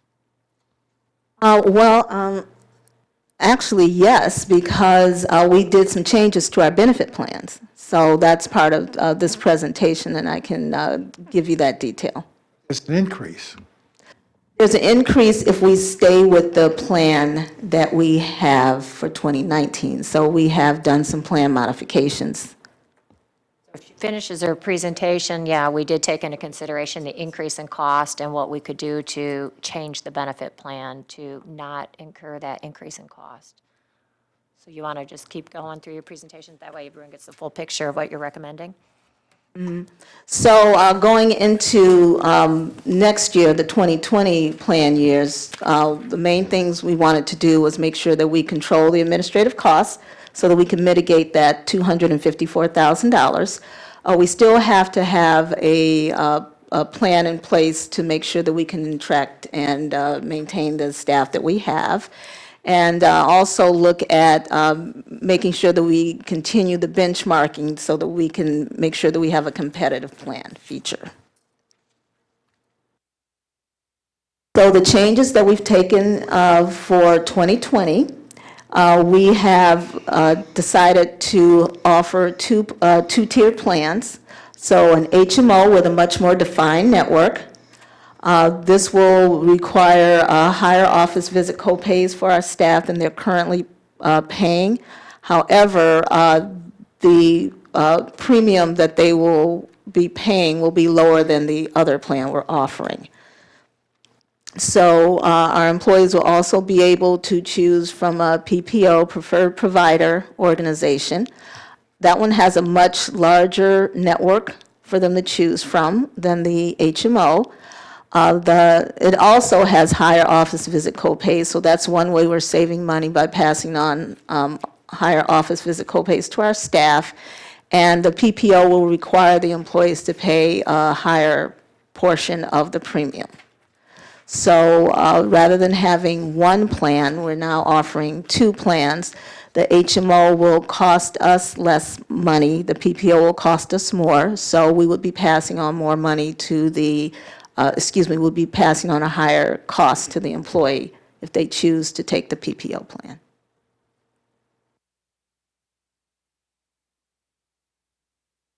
After we ran the numbers, if we were to, what we decided to do was estimate based if half the employees took the PPO and half the employees took the HMO.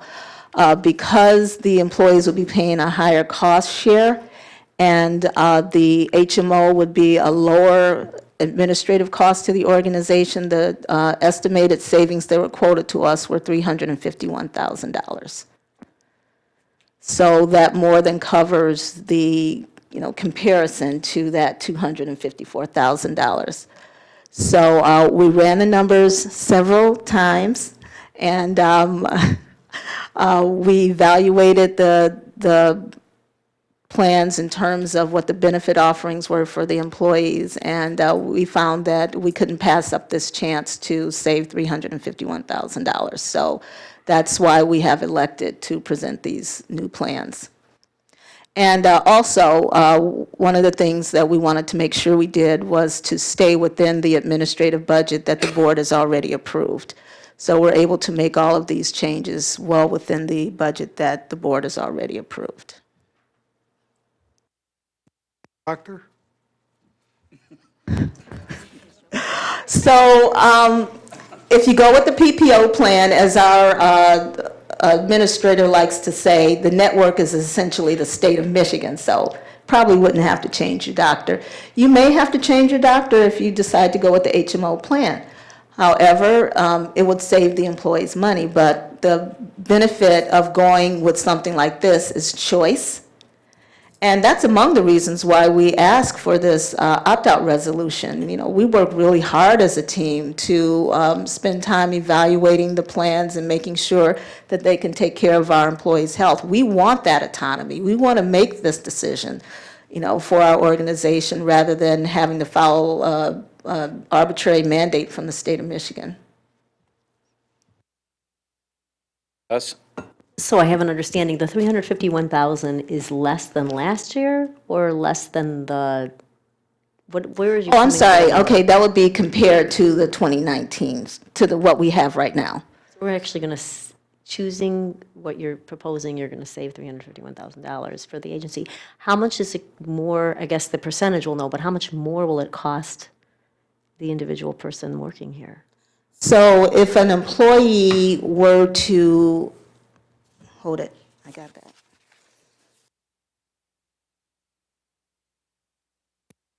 Part of it is the co-pays are increasing in dollar amounts, so some of the increase, it depends on how frequently you're seeing specialists versus how frequent, yeah. On the PPO, though, there's the higher premium, so one of my questions was, what was the cost increase? Hey, so you were wondering how much more is it going to cost the employees?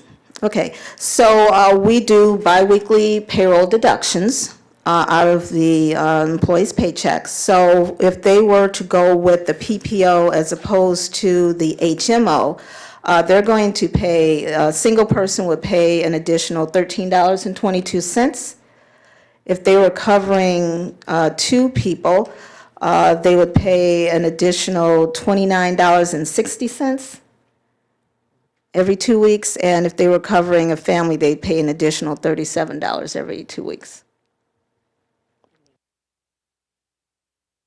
If they are, if somebody were to choose the HMO, a single person would pay $50 every 2 weeks. If they were covering two people, it'd be $75 every 2 weeks, and the family would be $100 every 2 weeks. And so the first set of numbers that I quoted you would be the upcharge for taking the PPO.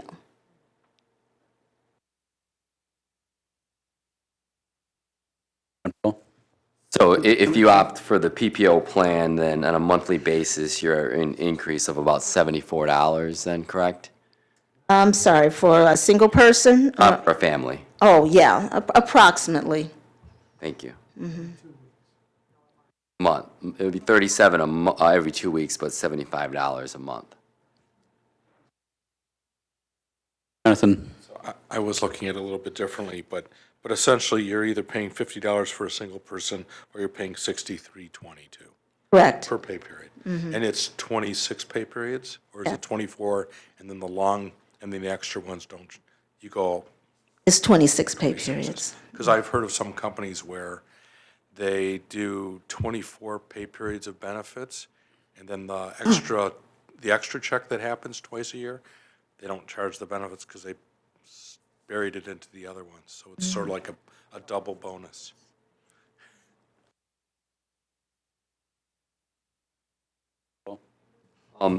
Just for clarification too, so the $37 increase with the PPO plan every 2 weeks is an addition, right, to what they're already paying? That's correct. Okay. So we're getting into the details. So how much is a higher office visit copay? Is it like $5 more, $10 more, or we don't know? No, it's like $20 more. 10 to 30. But when we purchased the plan, again, it saves the organization money. So it's a mixture, because if somebody, one of the things you have to take into consideration is when you do have an increase in your health expense, you can pass that on to all employees equally. Or among the things you could do is look at kind of moderating the increase across all employees, and the people who are actually utilizing the services would pay more. So this is a mix, because we are charging more for the PPO plan, and there is an increase in office visit copays. In the planning of this, so we know we've also not given any increases, and you've heard, and who came and spoke.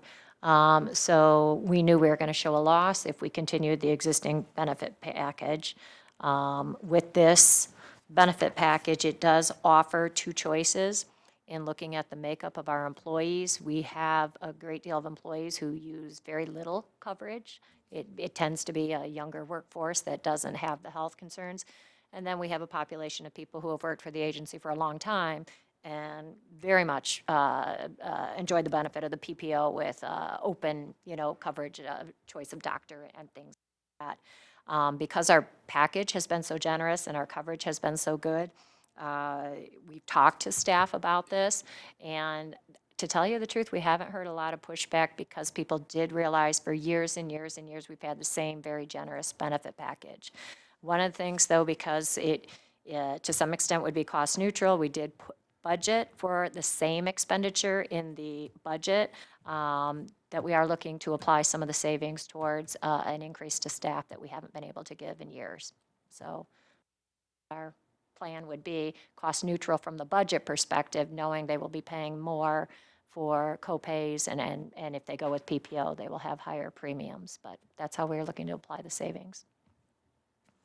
Never heard us discuss this previously, but board members, are they eligible to be part of the health plan or not?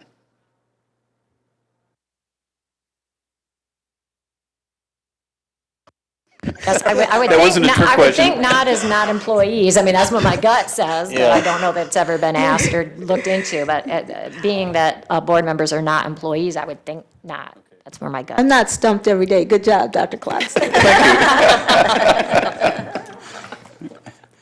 So is that something you're going to look into, or, oh, okay. Right after school. Yeah, John Paul. So what is the cost right now that they pay? So we have the base cost that they're paying now, and then the increase, just so I have a figure of what they're paying. So the $50, the $75, and the $100 that I quoted to you, that's the base cost, that's what they're paying right now. Or that's for both plans, HMO, PPO? Oh, no, right now we only have one plan, the Oh, PPO. you just have a PPO. So that's what they're, so a family's paying $100 right now. Okay, so it would go from $100 to $174. Well, the 137 every 2 Well, weeks, yeah. oh, that'd be, yeah, okay. 100 to $174 every month. Correct. And again, we're offering them a choice. No, well, month, because I'm doing it by month, not 2 weeks. Yeah. Thank you.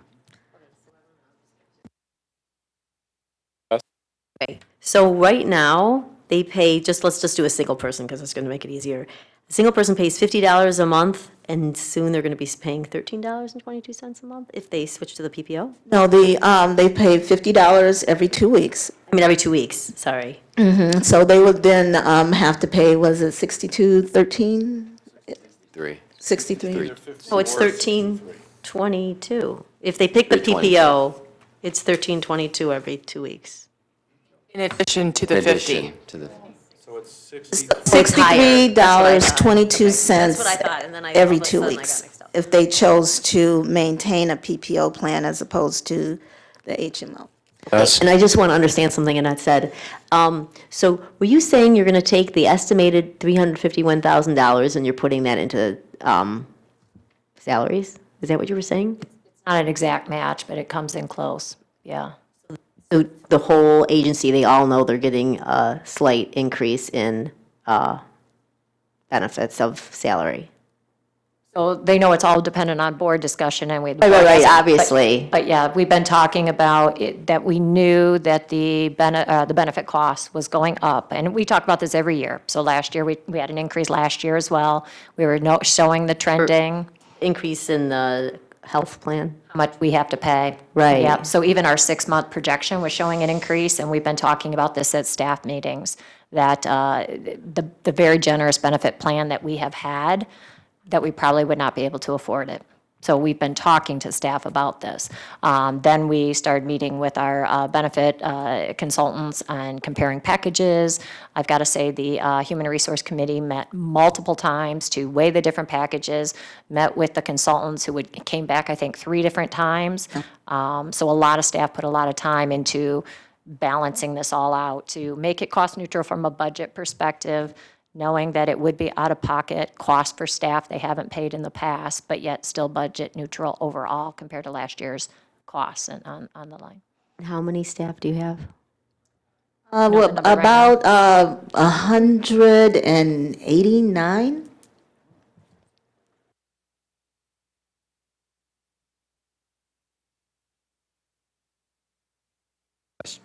just another question.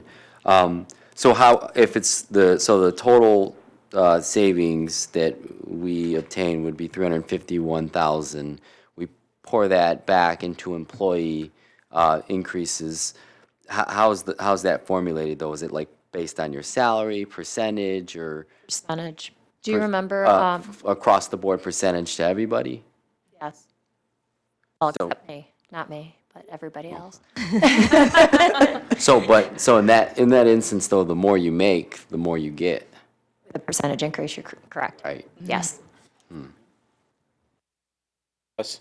Oh, since we're being so specific on every staff person, is there, have you also already included in the time period that you're leaving and the time period that Annette's coming, there should be like a month of your salary, probably approximately, at least half of it, that isn't going to be utilized? I guess maybe that's going to be utilized, you know what I'm saying, into the cost of the finding, I don't know. When we ran our administrative budget, it was based on, all positions being fully staffed. There is some, I mean, we're going to have to utilize Richard as the consultant more in the interim because, so, I mean, yes, there will be some savings because of the gap in filling the CEO position.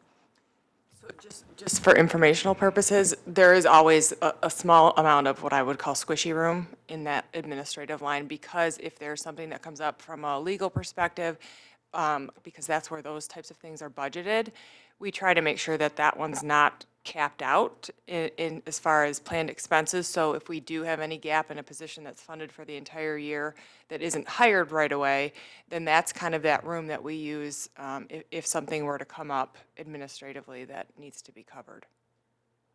I know we don't normally discuss this, but we're busy discussing every dollar. Can we say, or can this board, can I make a suggestion? And I know it's committee of the whole, it's not our board meeting, but if there's funding left over as a result of everything going on this year with salaries, can that squishy part, can we say we want that to go to the employees? And if we're already increasing, by percentage their salary, or I don't know, whatever, can we make that request? Well, I will just say, our employees would love that request, but we are getting a bit of mixed messages because other meetings leading up to this meeting, we've heard reducing administration, how many employees do you have, why do you need so many employees? So I just want us to be consistent in the direction, because I'll tell you, the dialogue with this board did lead to a lot of us spending, and I gotta say, I mean, it was Edna and Anya and Diana and Kathleen and others spent hours, and Vicky, the HR committee, hours and hours with our benefits consultant, because we did not want to bring to this board and ask for an increase in $254,000, because we were told clearly, don't increase admin, I shouldn't say clearly, indirectly, we've been told don't increase admin. So we're trying to do what the board's asking us to do, but just be aware of mixed messages, so.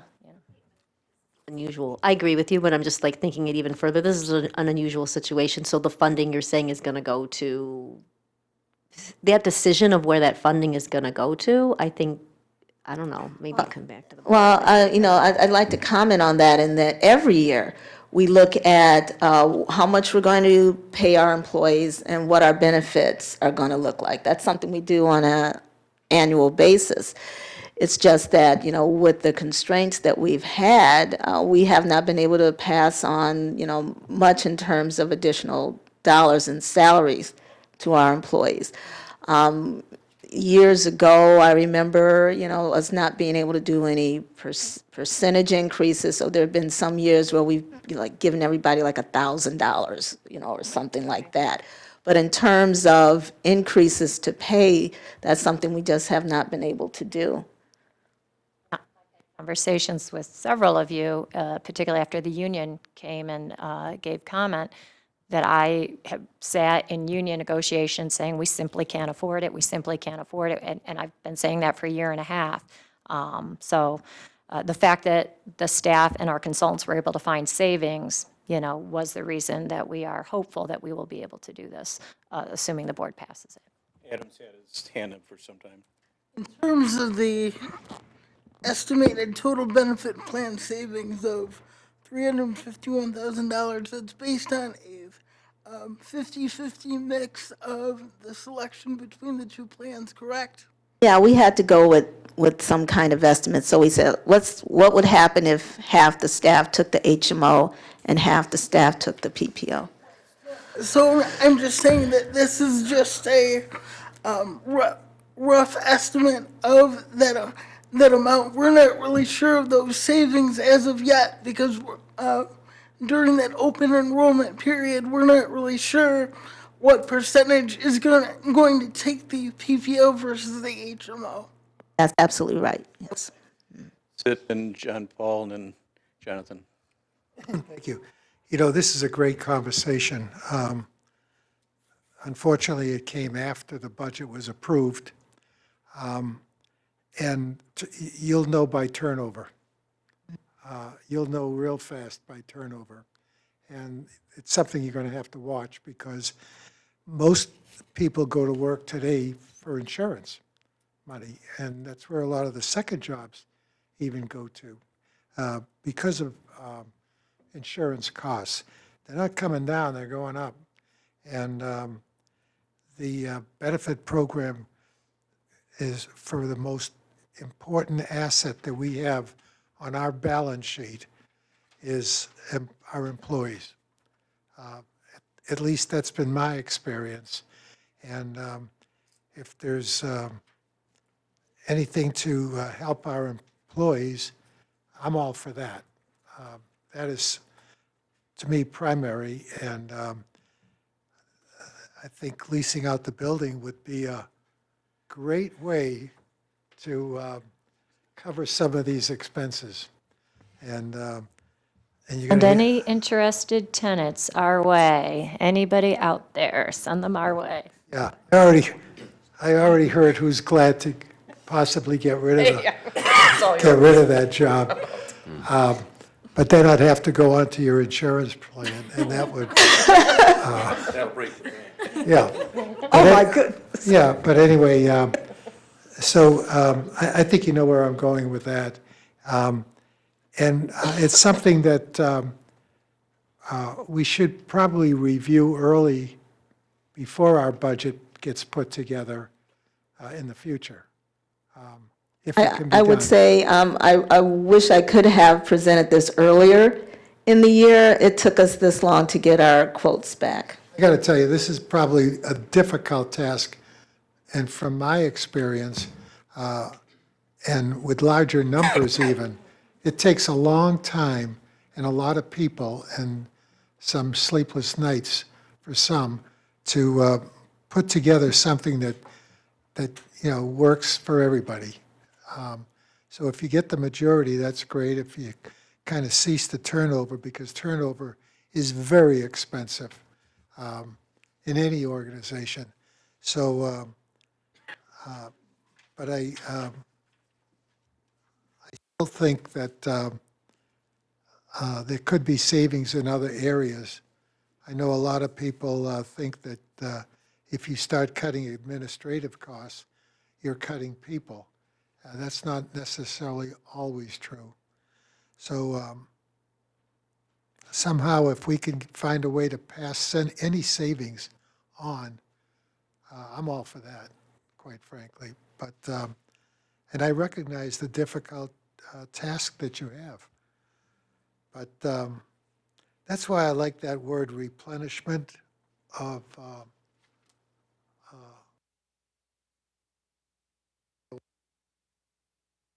cash flow. I like those two words that we learned earlier this evening. So anyway, that's it. I appreciate the kind words you had to say about our employees. Thank you. I mean it sincerely, though. Jonathan? So the questions I have are, who are these plans coming through? Are these Blue Cross, HAP, Aetna, Priority, United Health? These two plans that we have, these are Blue Cross plans.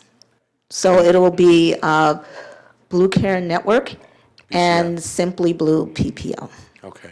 And assuming we pass this on Tuesday, when is the open enrollment period? Since The I open know- enrollment is going on right now. Because we need the time in order to do all the administration before January. So, usually I'm on the phone in July saying, how soon can we get these quotes in? Because I'd like to do this presentation earlier than November. But it just took that long. And we did ask them to go back, by the way, because the first set of quotes we got, we weren't thrilled with. So I think it was well worth them going back, even if it means that we have to present later in the year. Ben Paul? Just a couple things. So when I look at these numbers, I'm a little uncomfortable with them. For one, I look at the increase, I'm talking on a monthly basis, $74 to a family. That's substantial, depending upon how much money you make. The second thing that I'm a bit concerned, because I get the idea we're going to pour it back into increases for employees, but if we're going to do it on a percentage basis, my experience has been there's usually a lot of uproar, or it's just not fair, because you have people who, let's say you make $100,000 a year, and it's a 3% increase, you get $3,000. You make $40,000 a year, you get a substantial amount less, probably $1,200 or $1,300. So, and that generally is not something that is very, I guess we could say, a fair way of treating our employees. You make more money, you get more when you already are making more than everybody else. So that's the second thing that I'm concerned about. So if there's a way, and maybe it's a further conversation that we have, that this that this 351, if we do this and we pour it back into the employees, that there's a way that it's just a flat number that everybody gets the same. So everybody's getting a fair amount, an equal amount. I know you said before you just across the board gave everybody $1,000. I would be much more comfortable with that than doing it on a percentage increase, because when I've seen that, it creates animosity within the organization. People who are making half of what other people are making, but getting less money. It's just not, I think it's really bad for morale. And the third thing was, do we in this organization, and I don't know what the salary ranges are, I've got an idea, but anybody who's on the bottom end of the salary range, do we have anything where they don't have to pay? Some organizations do that, where if you make less than $40,000 a year, you don't have to pay a premium for insurance, or you pay a very minimal amount. And then once you're at that $40,000 above, then there's and then you pay the normal rate of what everybody else has. So, no, we don't have a multi-tier premium structure based on earnings. I will say that the feedback that we've gotten is that employees do want percentage increases. There are some reasons to support that. First of all, it has a compounding effect. So if you start out at a certain earnings level and you get percentage increases, then that compounds and So this isn't just a one-year deal? This is going to be, are we telling them that they'll get a percentage increase every year? No. I mean, we have to be mindful of our budgets. So some years we have not been able to do it. So we have had, I believe when the union came here, one of the complaints that they had was that they did not have a percentage increase for quite a while. So that's been an area of concern for them. I think they were just speaking specifically to their union group, not everybody, though. Well, actually, when I spoke to them, that's what they right, said and to I've me. said all along, and while I'm CEO, I will not give the union an increase if everybody else doesn't get an increase. So we're basing it on the financial standpoint of the entire agency, and I've had. I'm just saying that's what they were advocating for. I'm not saying that's Yep. what I am advocating for. But the other issue that was brought up is, and I know we're not county employees, but the county gets percentage increases across all salaries. And in the conversations I've had with board members, there's been dialogue of why doesn't OCHN match the county's process of giving cost of living increases. Now, most everyone that's had a conversation with me about this, I say, I came from an agency that I worked at for 22 years, and I got 4 increases in 22 years. So this is a dialogue that I'm not used to having in general. But when the HR committee worked so hard to achieve savings, and I did know the union was asking for a percentage increase, I do know that board members had approached me about, well, Oakland County employees are getting increases. To tell you, I thought the percentage increase is what people were asking us to do. Interesting point raised, I think just my counterpoint to that is that I agree with Sid when he was talking about some of the other areas that we could save costs. And I don't think people were saying to save the cost on insurance plans. I think what they were looking at was, were there other ways that we can save cost, i.e., the conversation about the building. So I think maybe there was a misinterpretation, but There's just definitely my been thought, salary costs and my employee thought was costs. salary cost increase, but my thought was that I think what we're doing is when we look at people who are making less or on the lower tier of the of this income bracket or salary bracket, they'll get a percentage increase. They're going to be paying more for healthcare costs. It's probably more going to offset or even lose. I don't know what the math is. We don't have the hard numbers, but I mean, they could still lose money on the deal. No, but I'm telling you, we have a HR committee that has met for hours and did calculations and benefits planning. And at some point, we do have to trust the staff that we've hired to do this. But point taken, like I say, the percentage is what was asked of me in multiple meetings in union negotiations and in dialogue with other people. So the percentage is what was discussed, but they did crunch the numbers to say, how do we prevent this from being a hardship for staff, knowing the co-payment is going up from 10 to 30, knowing that the premium was going up. But, I mean, they've looked at these numbers, and I trust that they're doing the best on behalf of our employees, because that's what we pay our human resource department to do.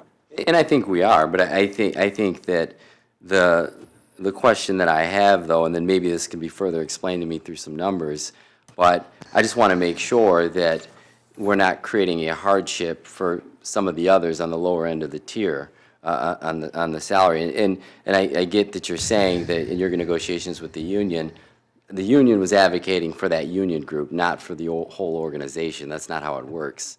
So I think when they're talking about a percentage increase, they're not talking about a percentage increase for everybody. They were talking about a percentage increase for their specific I wouldn't do union. anything different for the union than I would do for all the other employees. No, and I get that, but every union, we have 4 different union groups in my organization. Every union group advocates for themselves, and everybody comes out with a different contract and a different deal.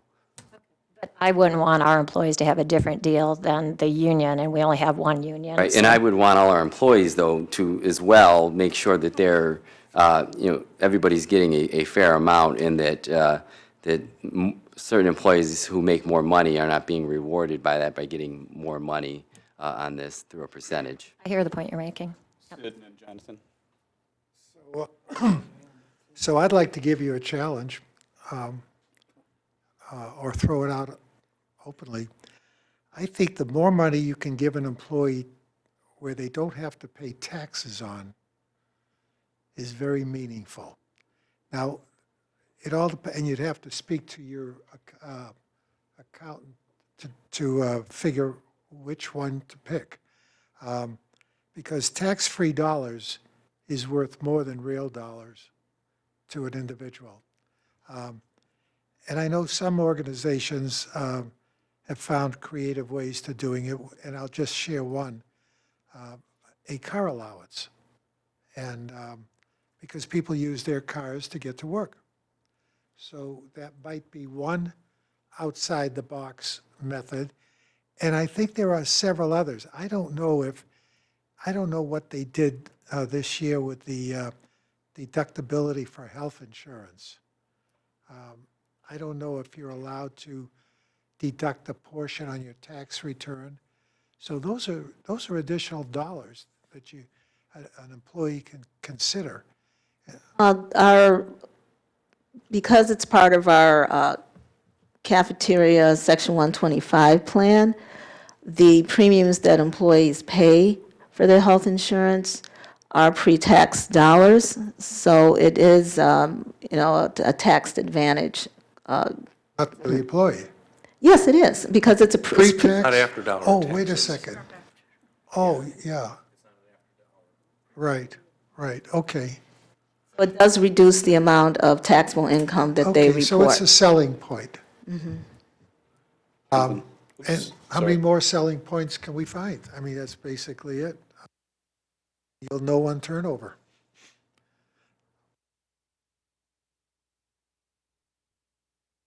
I just wanted to comment on a couple of things. I think that this is a really nice change. I think that it's a good way to look at more benefit to both the individuals and to the organization itself. So I think you've done a great job, so thank you. I think we have to look at the picture here. We're not dealing with a school district with thousands of employees. We have It's not 200. about a school district, and Okay, I or wasn't your talking courts, about that. or your courts. We Yeah, have 200 But that's, employees. you're missing the point. No, I'm not. Please, let me finish before Go you ahead, interrupt go me ahead. again. Thank you. We're looking at folks here that they know what they earn, they know they have their benefits. I think that this is a minor increase to them, and I know and I recognize it. I don't know what the spread of, how many at each level of salary, and quite honestly, I leave pay raises and salaries and job descriptions and all that to the leadership to handle, because that's their roles here, not for me. So I would just say that's up to you guys to figure out how to make it work so that we retain our employees because they do a good job. And at the same time, I know that we did ask you guys to look at different ways to find ways to cut costs, and it wasn't limited to just the building. but it was sort of limited to people or everything that goes on in this building, so we don't impact negatively the services provided directly to the people we serve. So I think it was pretty clear that anything was on the table, essentially, as long as we don't hurt the people that need the services and support that we get. Last is there is one area where you might want to look at, which is flex spend. You know, the HSRA or whatever it's called, the flex spend money of, I think, putting money into that for some employees is tax-free. Or it used to be, I don't know what this year's tax laws are. We do have flex spending account. I think you guys are talking about two different things. The flexible spending account is the money the employee sets aside to pay for healthcare expenses, which we offer every year. User And groups. are you possibly talking about the HSA, which is the health savings account, which There's- we would fund for them? Well, I know there's two different ones, one that rolls over if you don't use it if you're in high deductible plans. Since we're going to these two plans, that's going away. But for the other plans, when you're in a PPO or you're in standard, there's a fund where they can set money aside pre-tax for the co-pays. not the Correct, premium. yes, okay, so that's the health flexible And spending it's account. use or lose every year. Right. And so for that, there may be some rules that allow you to put money into that on behalf of employees, a portion into there that may be tax-free. Okay, so for Jonathan, yes, I do know what you're talking about, and I'm aware of that model, and that's something we can look into to help defray the cost for some of these increased out-of-pocket costs. So that's definitely something that the HR committee could look at. And Sid, yes, it is on a card, a debit card. And they did change the rules, and they are starting to roll over the money, which is wonderful, because I lost hundreds of dollars. So I'm really glad that they did that. So, and it's a wonderful benefit, and I highly recommend it to anybody that can get it, because it covers your glasses, doesn't cover hearing aids, but it covers your glasses, it covers your medicine, it covers a whole lot of things, and it makes a big difference. But there is a cap on how much you can do every year.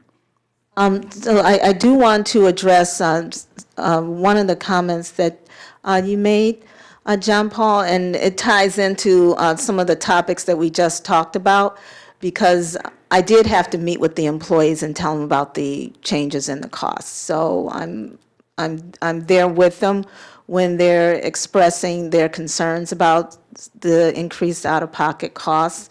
So among the things that we talked about was the pre-tax status of the health insurance premiums that they're paying, so they do get to pay less income tax as a result of participating in the plan right now. And if they wind up choosing to go with the PPO and they pay more money, then that will be a higher amount that they can deduct from their taxable income. Also, on the flex spending side, I did have a conversation with them about being able to use the flex spending plan if they have predictable expenses. You know, that's a difficult choice if somebody does not experience predictable types of out-of-pocket costs. Some people go to the doctor quite a bit, some people go hardly at all. So I did have a conversation with the employees at the open enrollment meetings that we've been having about leveraging something like the flex spending account to help not only allocate pre-tax dollars for these expenses, but it can even further produce tax savings if they have expenses that they can predict and plan for. Just to clarify then, so in your conversations with employees, there are employees, though, that are concerned about the increased cost, correct? Yes, we talked about that and talked about ways that they can, help to alleviate some of that. Thank you. Interestingly enough, one of the things we haven't covered, and it was a study I just heard on the news the other day, that more so than benefits or paid holidays or vacation time or whatever, what employees really value is the health of the overall agency. In other words, are people using good health practices? Are they staying home when they're sick? Are they, this sounds so petty, but this is what they found out. Are people being careful about how much of their germs they're spraying around, like at the copy machine? And in the kitchen, are they using sanitary practices with the refrigerator and the microwave and stuff like that? So, and they're finding that what is happening, people value that more than the other fringe benefits or the other benefits that they have within an organization. So it's the only study I've heard of it, but something to be aware of. Are we a safe place to work? Are we practicing good, safe practices ourselves or not? I think I only have one more slide. Okay. All right, so this gets back to the opt-out resolution. Again, to summarize, that we do engage in responsible benefit plan administration. To Sid's point about turnover, we structure our compensation and benefits plan in order to be able to recruit employees and retain them. The union contract negotiations, that's something we have to consider. So we like to be able to have the flexibility to design our own plan rather than what is dictated by the state. And that, we already are in our open enrollment period right now. And I do want to make sure that the board understands that we do engage in ongoing research, benchmarking, and looking for cost-saving reduction. And we'll be bringing the resolution for a vote at next week's board meeting.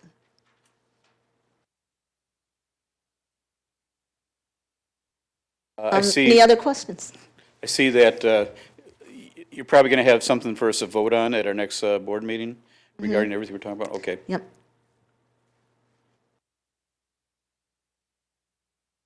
That's all I have. Thank you, everyone. Very nice presentation. Thank you. Okay, the next item is business operations and management meetings. And Sid has come forward and has volunteered to do a presentation on that. Also, I think, Hadass, you might have something to add to it or not? Or, okay. Well, I see I'm allowed 30 minutes. Nope, I don't have to laugh. I promise you I'm going to try to make it shorter. I think we belabored this discussion for quite a while, and I don't want to be repetitious, but I've been given direct orders by Judy to follow a script that she has laid out for the board. And I'm asking that the board participate fully in this. First of all, she wanted someone to take copious notes. She wanted a summary of pros and cons discussed during the dialogue. Thank you.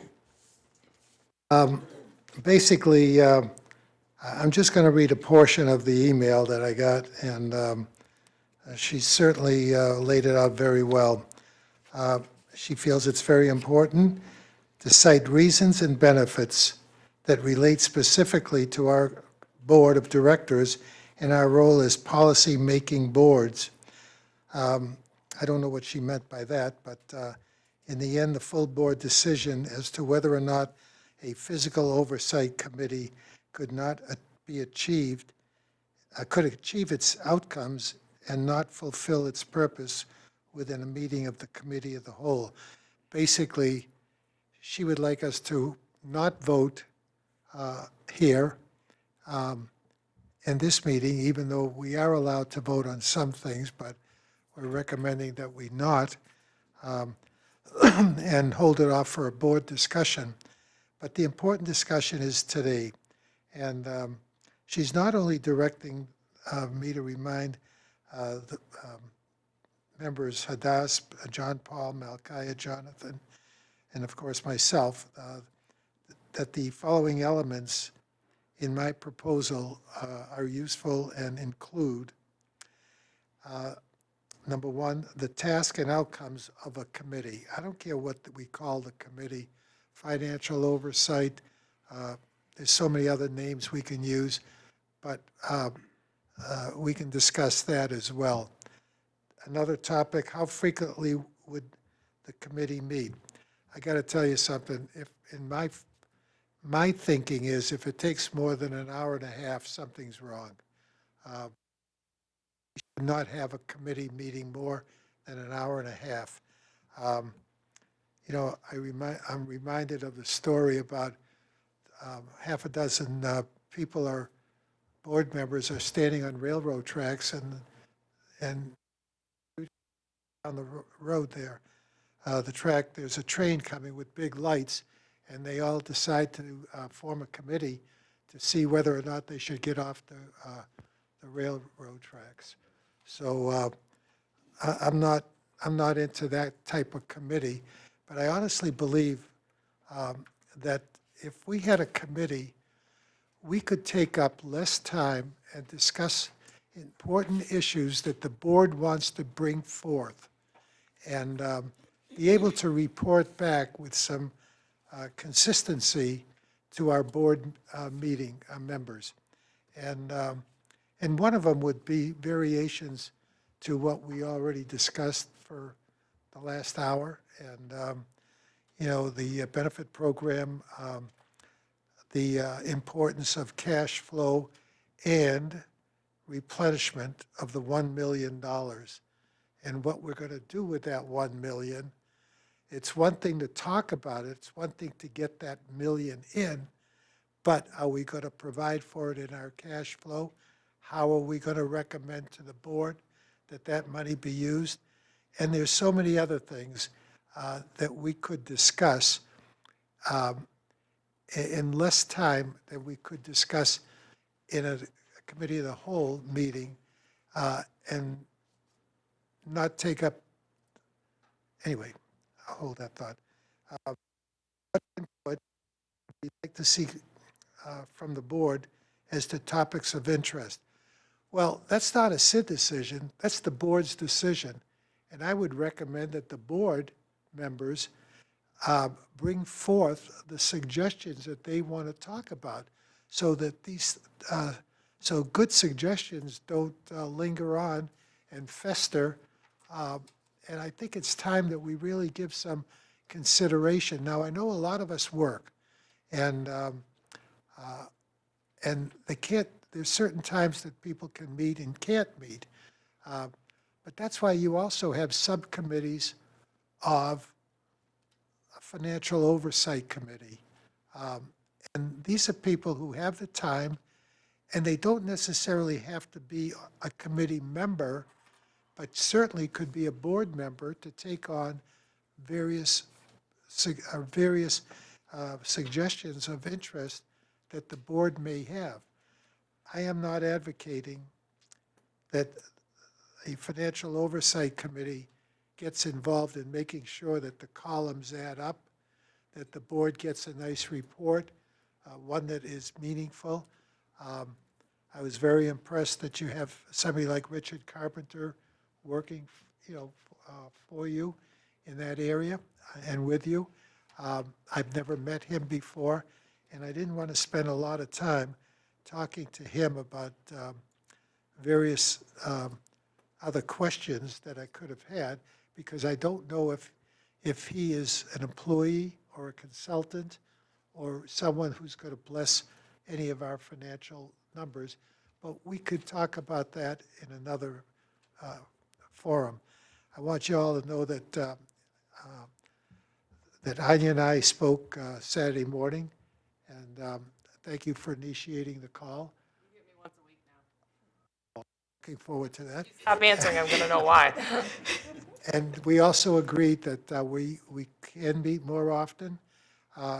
She can meet with other people on the board. We also agreed that we will leave the meeting room.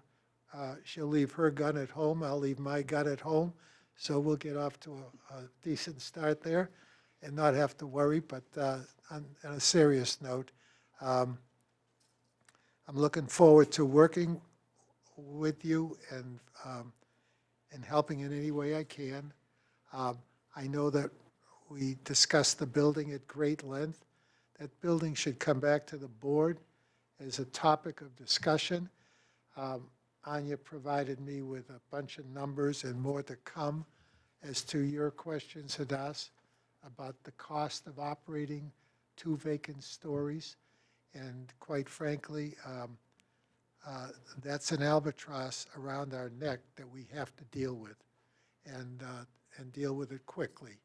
And quite frankly, one could say, well, that's the staff's, well, that's the staff's job. Yes, it is. No, it isn't. But it's our job together, collectively, not only the board, but with the staff. And that's why I'm so intent on figuring out, that's to me is called a financial oversight committee to help out. And there's no one to blame, and there's no one that can take all the credit.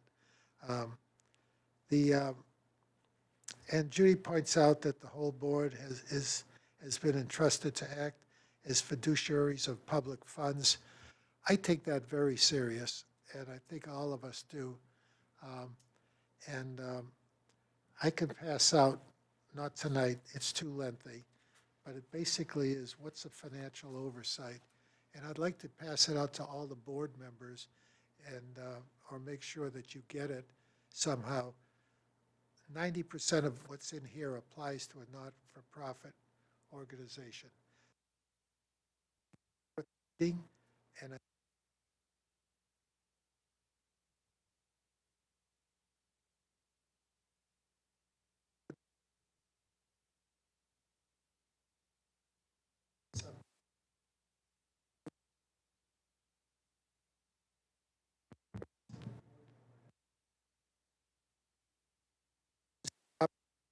Operations Committee, I don't believe that's the proper name. I know that it's easy to use for now because it's in our bylaws, and in order to change the bylaws, that takes a different type of meeting. So call it whatever you want. It's time to get going and making sure that it's something that's meaningful. And what would the board like to see? That's a question from me to a Business Operations Committee. We don't run the operations.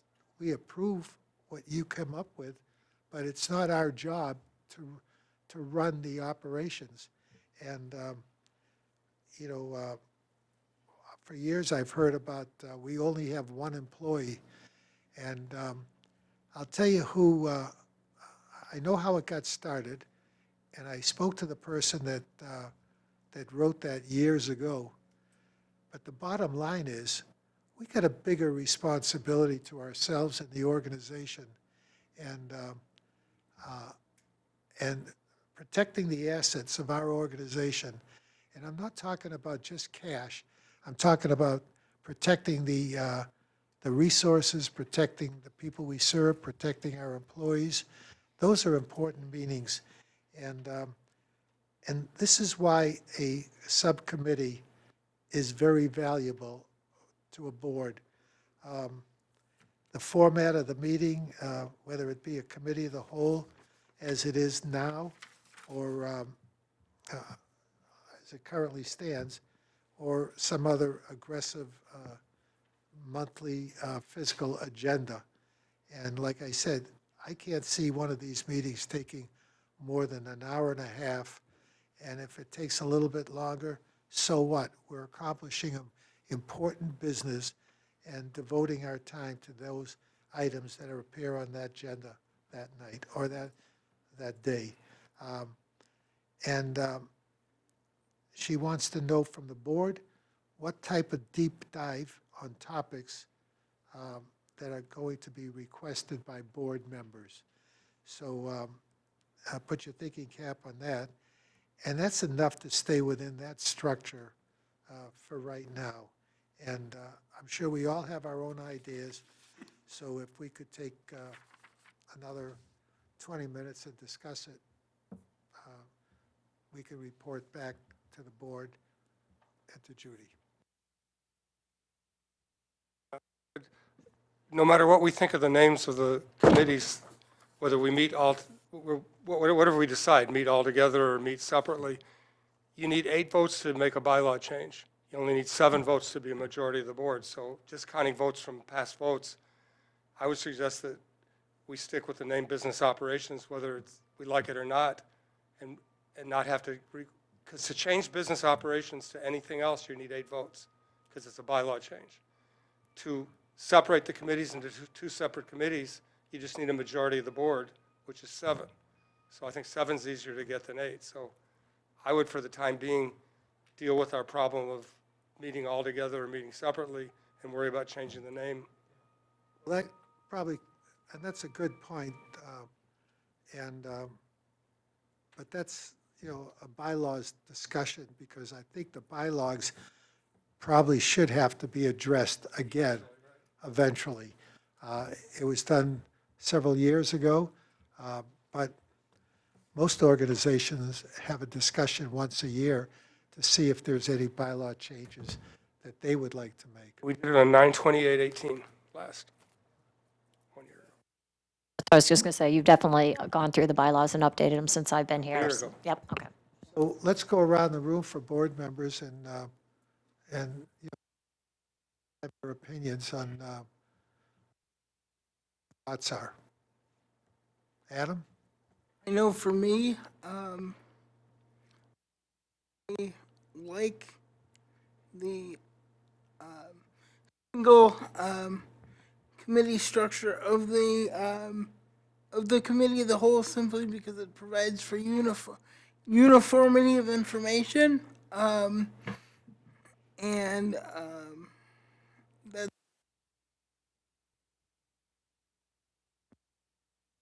Is that because of time?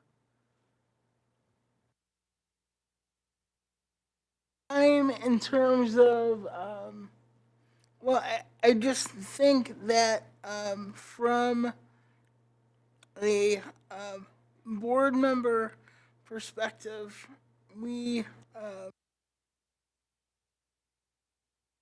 already have allotments for 3 meetings per month. I really think that before we think about another committee or subcommittee, we could make sure and build out existing slots for all of our study sessions.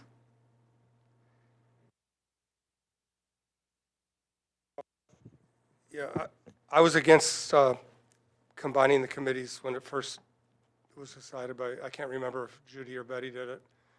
And I've brought it up 4 times since then for a vote.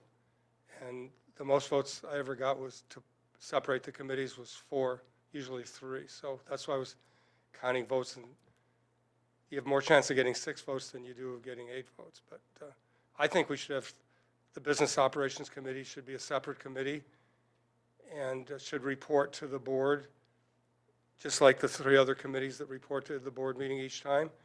And if somebody that's on the policy committee, like me, wants to do a deep dive, then they can attend as a non-voting member and extra stipend if it's on a different day. So that would be an incentive, to somebody. People used to do that. There was a board member that used to come to both committee meetings to, in fact, it was Judy. In fact, one of the reasons we put the 2 committees on the same day was because it was the beginning of the recession, was to save the $75 that we were getting for a stipend. So both meetings started out on the same day consecutively, with the financial report right in the middle, so that Anya wouldn't have to give a financial report at both policy and, but I would favor separating the 2 committees. As in the past, I am for one meeting of the whole. And as personally for me, it's more informative. So between the study session and this single meeting, I think we should be able to cover all important items.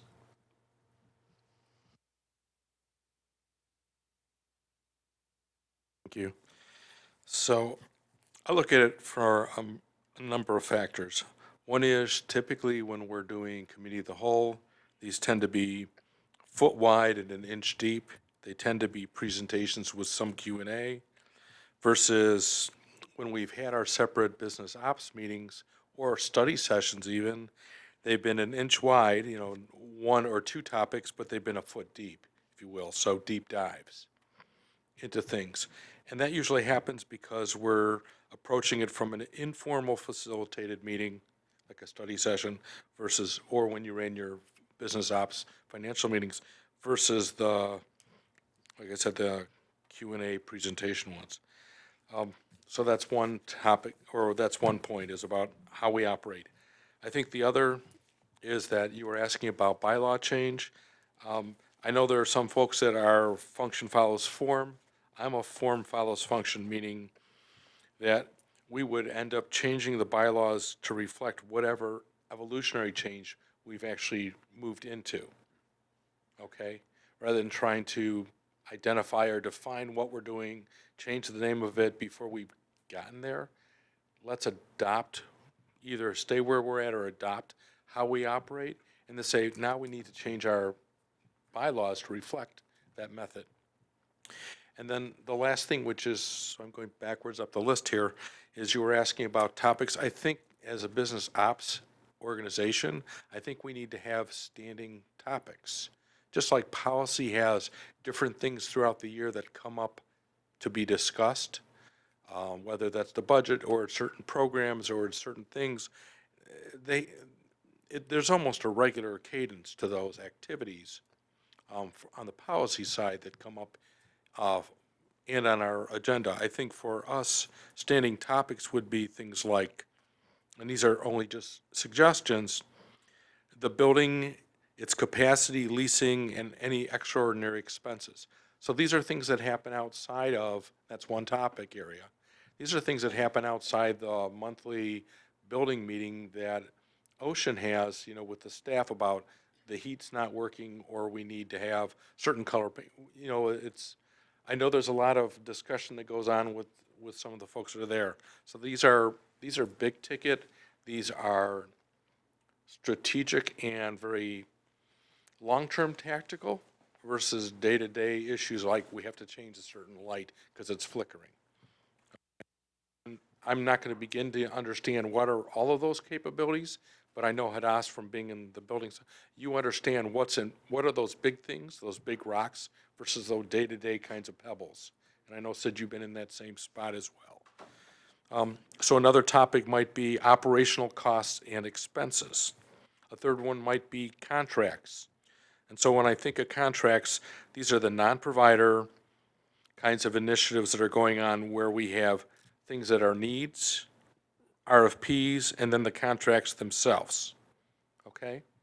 So not just after the RFP's gone out and now we're gonna vote and approve, a $100,000 contract. It's like, what do we need? Do we go the route of an RFP? What should be components we think belong in there? Just sort of like what we've just gone through for looking for a recruiter. So these are what I would consider, and then the last topic, and it's sort of similar to the non-provider, are non-mission. So what I mean by non-mission functions and initiatives, these are non-PIHP and non-CMH related contracts. So what other kinds of things should this organization be doing? What other functions, what other kinds of initiatives? So these are outside of the normal mental illness, the existing state laws that we operate on. Because as a separate agency, we are allowed to do things that are above and beyond the world of just Oakland County, CMH, and PIHP. Hence why we went after LRE last year. Things we should be doing to make us stronger, bigger, have friends outside, other places around the state. So those are the kinds of things that I would suggest that business ops looks at? Questions, and that's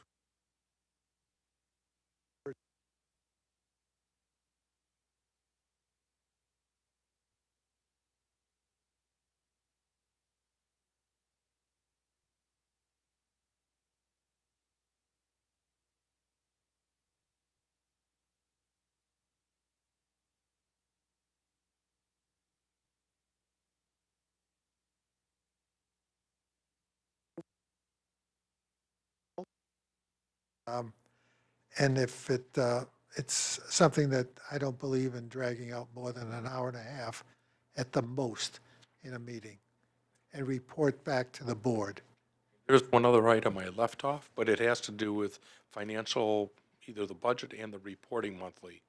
Something that makes it more meaningful to those of us that are numbers people, but also more meaningful to those of us that are more policy-driven and organizational-driven. Richard said that he was working on Yes. that, so that would be But great. that's, Yeah. but that comes out of the business ops side to help Okay. people understand that. Jonathan? Not Jonathan, I'm Paul. sorry. Yeah. So It's with a J. I support this proposal. I think the business operations is probably the way to go first, just because some of the points that were made by Jonathan and Dr. Tubb, about having the votes, and also really I do see that if it's something that we can implement and show that there's some success with it, then I think people are going to be more apt to saying we can move forward with potentially a bylaw change in the future. Because I would see that there maybe is some little skepticism about it. I've had the opportunity of experiencing this process before when I was formerly on the board. When I left the board, we did have a policy and we had a business operations, and I thought it worked well. There was no budget presentations at the policy meetings. The budget presentation was at the business ops. I know some people from the policy meeting would come and visit the business ops meeting, which, I think that would afford them that opportunity to get that information that they may be seeking, or they could wait till the board meeting when the business ops reports back their minutes to get more information, or even reach out to any member of that business operations committee.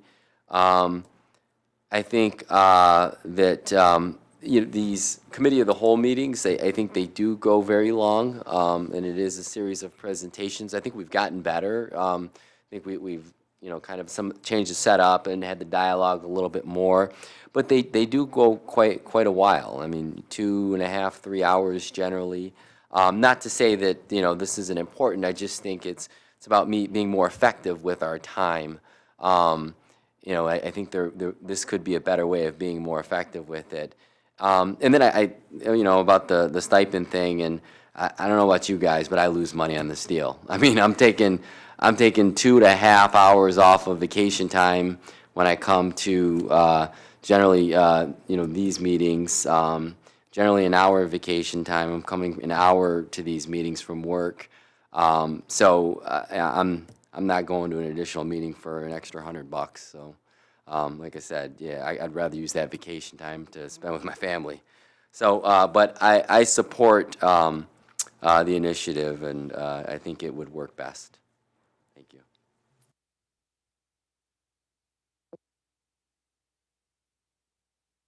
Dr. Cloud, I'm sorry. The thing that I'd like to see us shore up with business ops is the occupancy of this building, and I'd like to hear more about what, if anything, we're doing to try to fill the vacancies here, because it's a big building, and we know that it's not being fully occupied, and anything we can do to do that. So anything that we can do to try to improve our efficiency, I think would be great. So I think that'd be beneficial. Other things for business ops, I think we're well covered in that.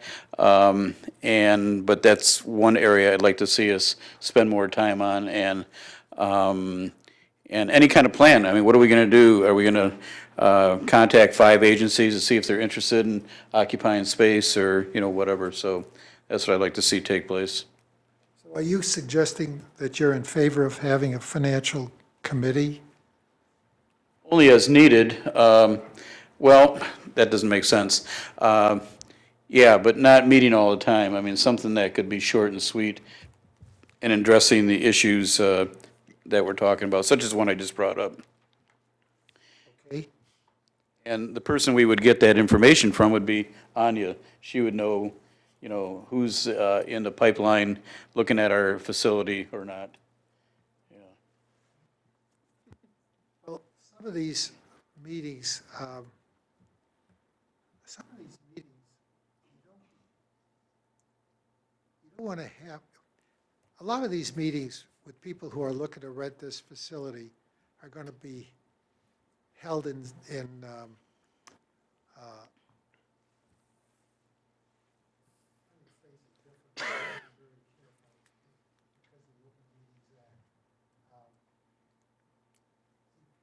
they don't want to announce that they're looking at a building.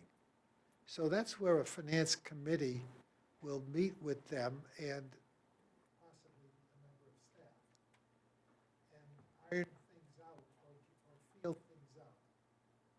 And they're going to insist on an NDA, a non-disclosure agreement. And so we've got to be very careful, and that's one of the things that a finance committee can do effectively, or even a subcommittee can do effectively.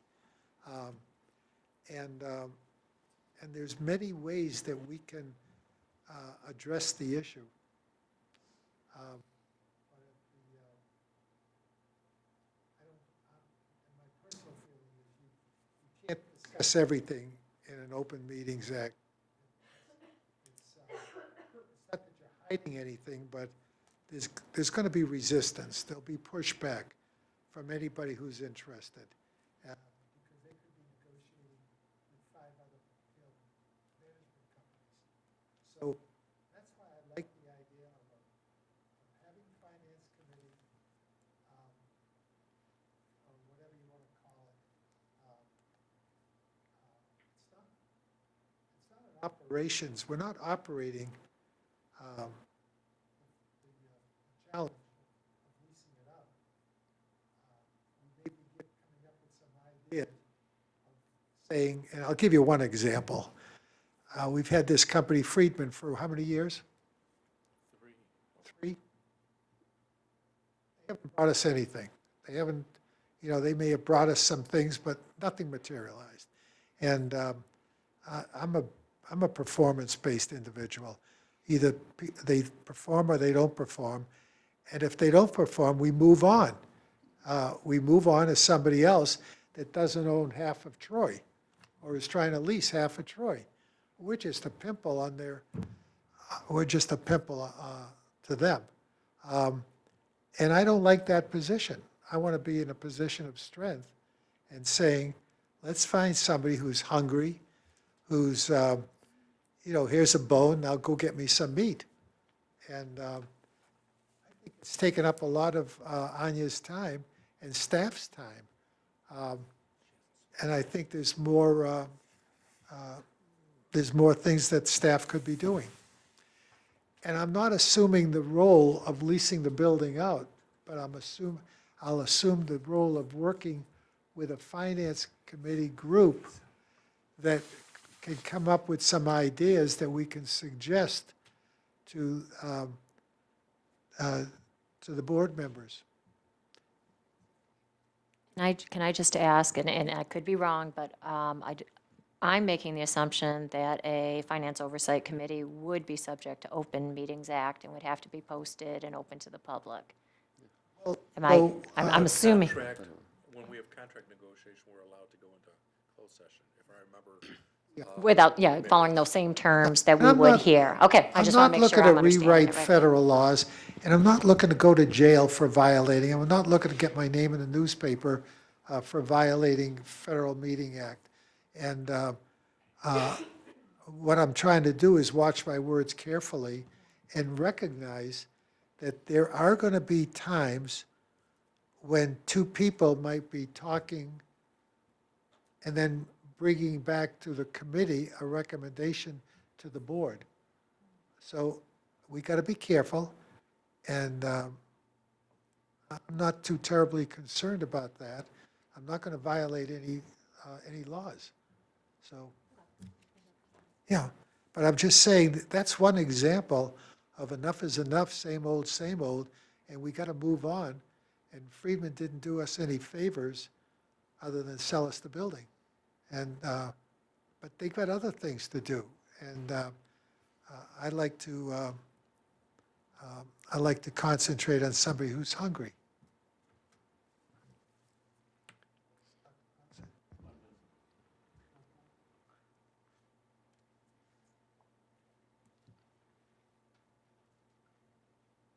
I've been really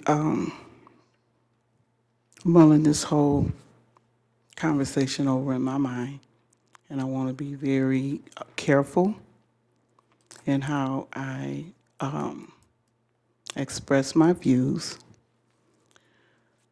I came to the board in 2007, and we have gone through many changes.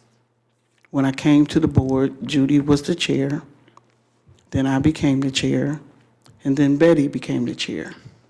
So under the different chairs, there were different cultures for our meetings. And whatever we do, whether we stay together or split it apart, I just want to make sure that we're making the most of the time that we are giving to these issues, as well as utilizing our staff in the best possible way. We have the committee of the whole, the board meeting, and a study session. Before we make changes, I would prefer that we look at ways of better utilizing the system that's already in place. There is no reason why people who have a specific topic that needs more investigation or more meeting, they can do that now without splitting up the two committees. There's nothing in our bylaws, there's nothing that prohibits that. When we went to this system, we said if there was a business operations or financial or whatever you want to call the committee, need to do a deeper dive in any particular subject, they can call that meeting and do that. There's nothing prohibiting that now. We did not meet in our study sessions when Betty was chair. And I'm not trying to bash anybody, but when we have space and time for a meeting and we don't have a topic to bring to the staff to prepare for us, then why are we meeting? I'm also I'm hearing what different people are saying about what we should be talking about. We set our agenda. We set our agenda. We tell the staff, these are the topics we wish to discuss. Prepare a presentation around these topics. In my opinion, we have not been clear enough to them so that they can bring to us the information that we feel we really need, especially when it comes to the financial topics. If we want to talk about the building, we need to put it on the agenda. There's nothing prohibiting us from putting it on the agenda and having it in a committee of the whole or having it in a study session, which we've already done. But if we're going to split up the meeting, which I hope that we don't, I personally prefer having all of the board together to hear whatever information is given out so that everybody is getting the same information at the same time and we can make our decisions based on a conversation that we've all had. But coming to me with the report from another subcommittee meeting, I may or may not, now that I'm on business ops, I'll be there. I committed to it and I'll be there. But to separate it, to have a conversation outside of the hearing of the other board members. Now, I understand, Steve, he does not have the same passion for business that some of the rest of the people at this table do. And there's nothing wrong with that.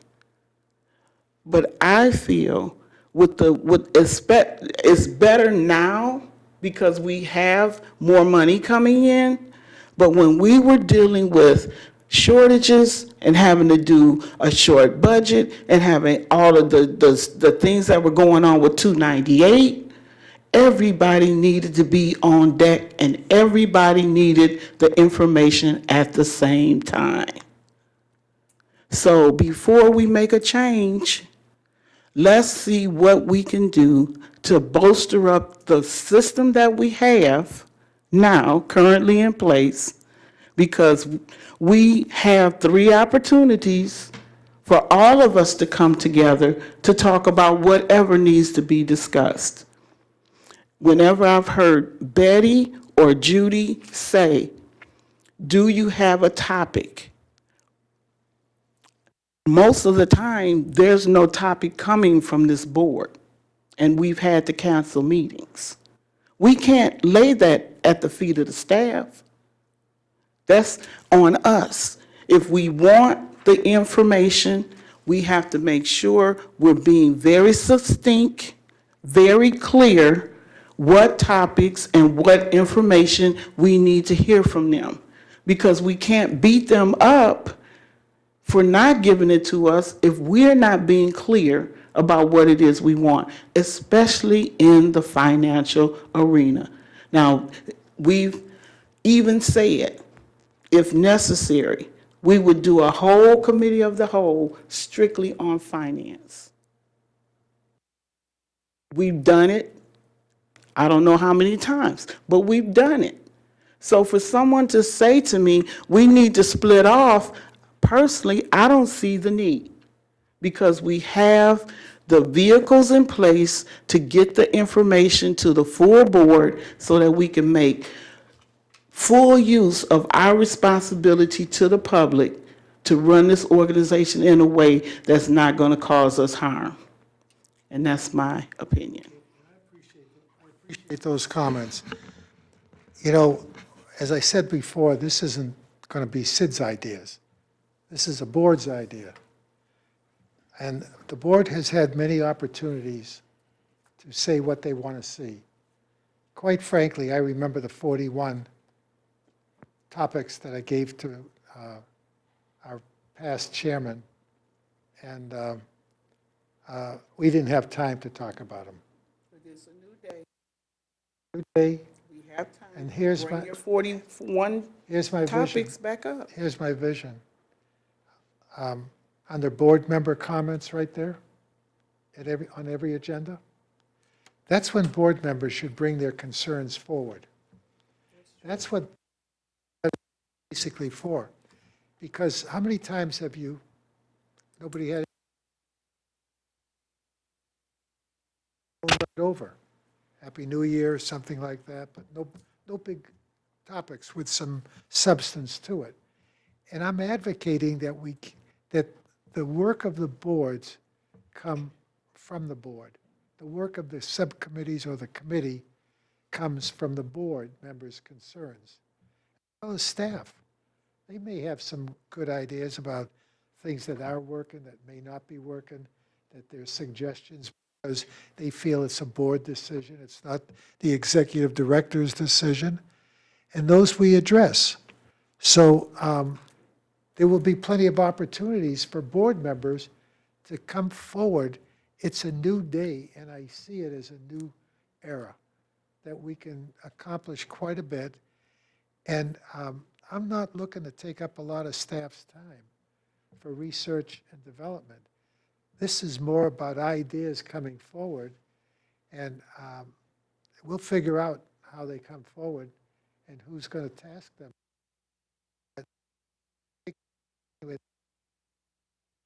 And I'm not trying to change anybody's ideas. I'm just trying to find out what's the board's feeling on how to operate.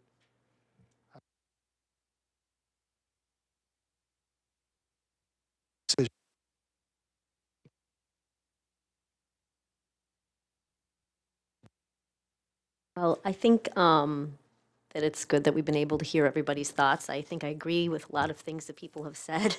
Number one, though, I've been involved with this organization for about 8 months, and for whatever reason, we aren't able to deep dive line by line item as much as a group in financial oversight. So I'm in support of this committee just to see if that'll shake things up a bit. So that the whole purpose is so that we can find funds to go towards more programming. You know, that's the whole purpose of this. So if there's any way that this organization can support more improved programming because there's funding that's being utilized in a more efficient way. I'm not saying that it's not being utilized efficiently now at all. That's not what I'm saying. I'm just saying that that's what I feel that this new group with new topics for financial programming will do. For whatever reason, in the last 8 months, when it comes to business operations, we've never had an opportunity, at least not while I've been here, where there's been any time where we haven't come up with ideas or things to do or people to say. So this history of what you're talking about has happened prior to the last 8 months, or maybe it's prior to, Annette being here. But like you say, it's a different time, and I'm in support of this committee if it happens. Oh, I remember one of the questions that I wanted to have for discussion was what's the appetite of the current providers and what progress has been made to date for confirmed tenants? And that was in the early stages of this building. And I was told not to bring that forward, that it's all under control. And I don't want to go backwards. I know that if we had a discussion on what was the appetite of our providers for moving in here, for giving up their $5 a square foot rent and coming in here paying 22, now, what, 10, 11, whatever it is, that that would have been very helpful, and it could have started at the finance level. So I think there's a lot of opportunities, and what I'd like to do next is I'd like to call a meeting of the Finance Committee. And is there someone that thinks that I don't have the authority? Because I was told before, I don't have the authority as chairperson. So do you know, Steve?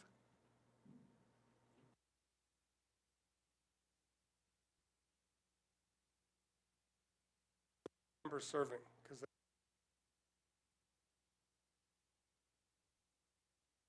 actually,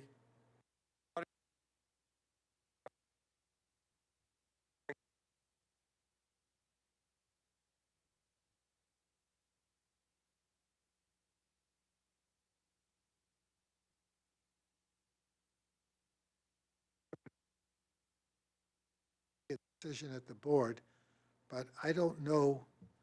I want to engage the ideas and the thoughts of as many board members as possible at someplace. And I'm not going to be one of the three people, the four people on the railroad tracks, looking at that train coming down the track and me saying, well, let's form a committee to see whether we should get off the track or not.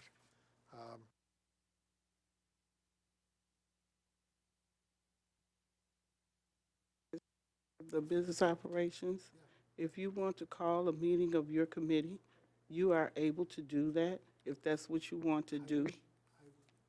I wish for you don't have the right. No way. You're not going to. You can't do it. So All we have to do is post it on, the website as an Right. official meeting. But, and I mean, whoever yeah. shows up, shows up. I recognize we all have work to do. I want to try to find a convenient time, and I don't want it to be more than an hour and a half. And that's, Only other comment is both of us are serving on the RFP committee, and we have a very full schedule this month and next month, starting tomorrow morning. We meet tomorrow morning, but we have a lot of dates on the calendar. I just want that to be out there.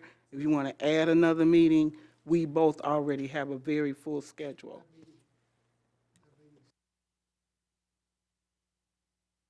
Would you want study session dedicated to financial topics? The November study session? Off the top of my head, I don't think. Net November study session was canceled. Because of Thanksgiving? Does it fall on Thanksgiving? Okay, sorry about that. Normally, we have the date reserved, so. But with that in mind, I think that perhaps the December one could be useful, or plan on using the January one for finance topics and have the couple of topics that you want to start with for January. Because in January, by then, we've gotten through the selection of the recruiting firm. Perhaps we've already gotten to that point of selecting or getting to the short list of perhaps an executive director.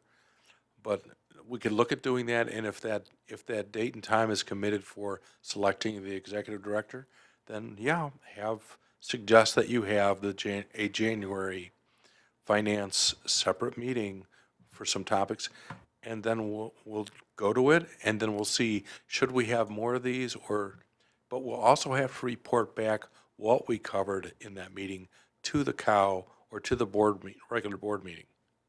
And I know Julie hates the COW. Judy hates me calling it COW, but okay, so the committee of the whole meeting. I was going to suggest, and off the top of my head, I can't think of the agenda items for the committee of the whole in December. If you felt we could have the entire committee of the whole meeting focused on financial topics, some of them that were listed tonight. I assume there will be some kind of CEO update, but that shouldn't take long. But, I mean, you've got your meetings in December. If you want to designate one as 100% financial topics, we could do that. most of all, I'd like to get this meeting, the first meeting, limited to identifying the issues we want to talk about. We can accomplish that alone. We can figure out how to have meetings during the cow presentation or however. But that's an important meeting. Just getting unified, identifying the topics. I think we know two of them already.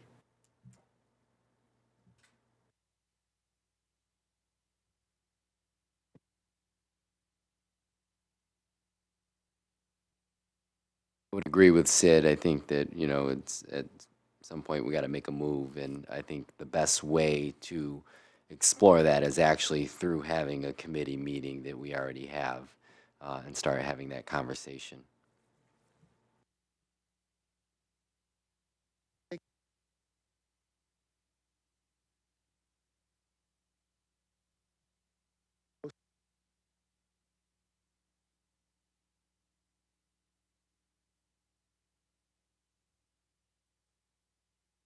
Back to the board, have that topic presented to the board at the COW meeting. And let's start moving forward.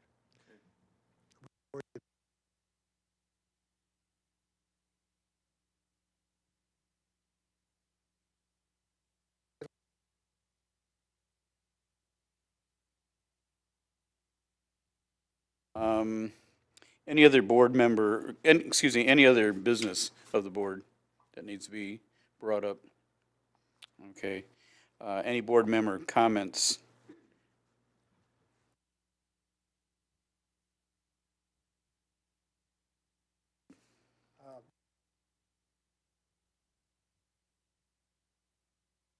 I feel I have to, just to prove that there's no conflict of interest on my part.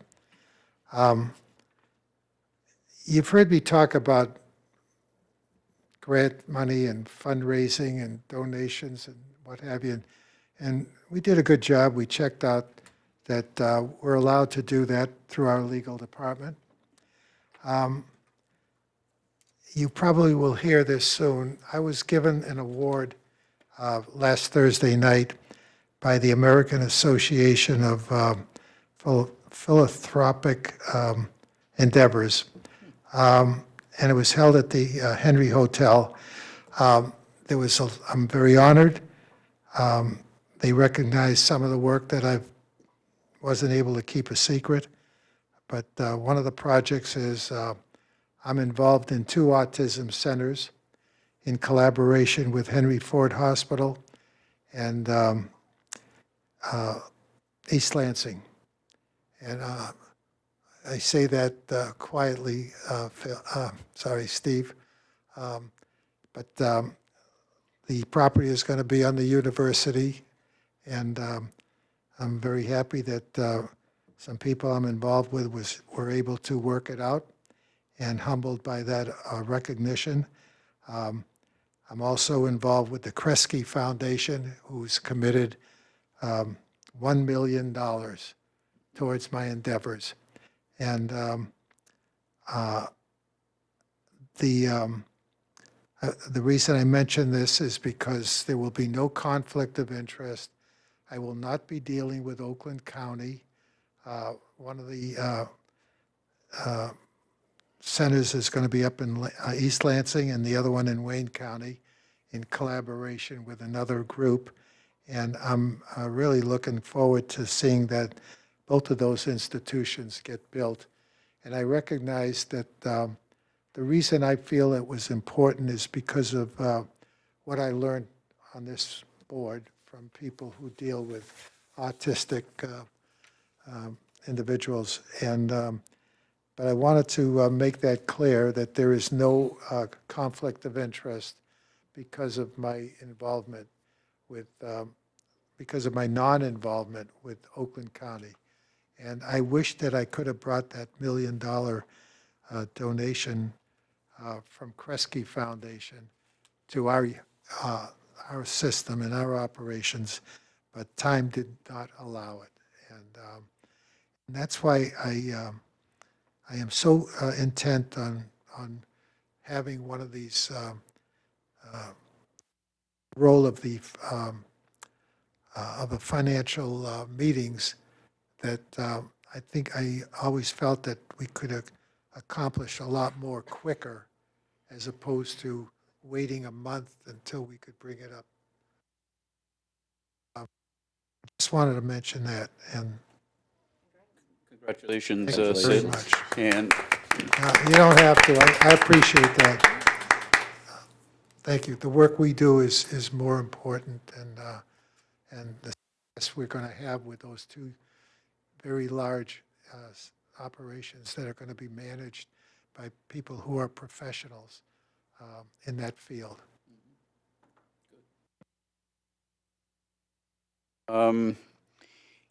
we're at the point of public comment. Is there anybody, this is our second request for public comments, anybody in the audience who has a comment that they want to make to the audience or to our board?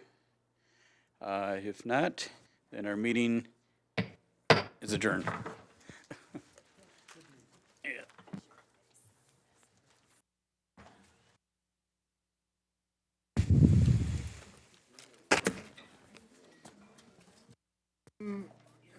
Reasonably confident, like rivalry games, you can never be certain. But you can't. No. Michigan seems to be improving every week. Good night. Drive safely.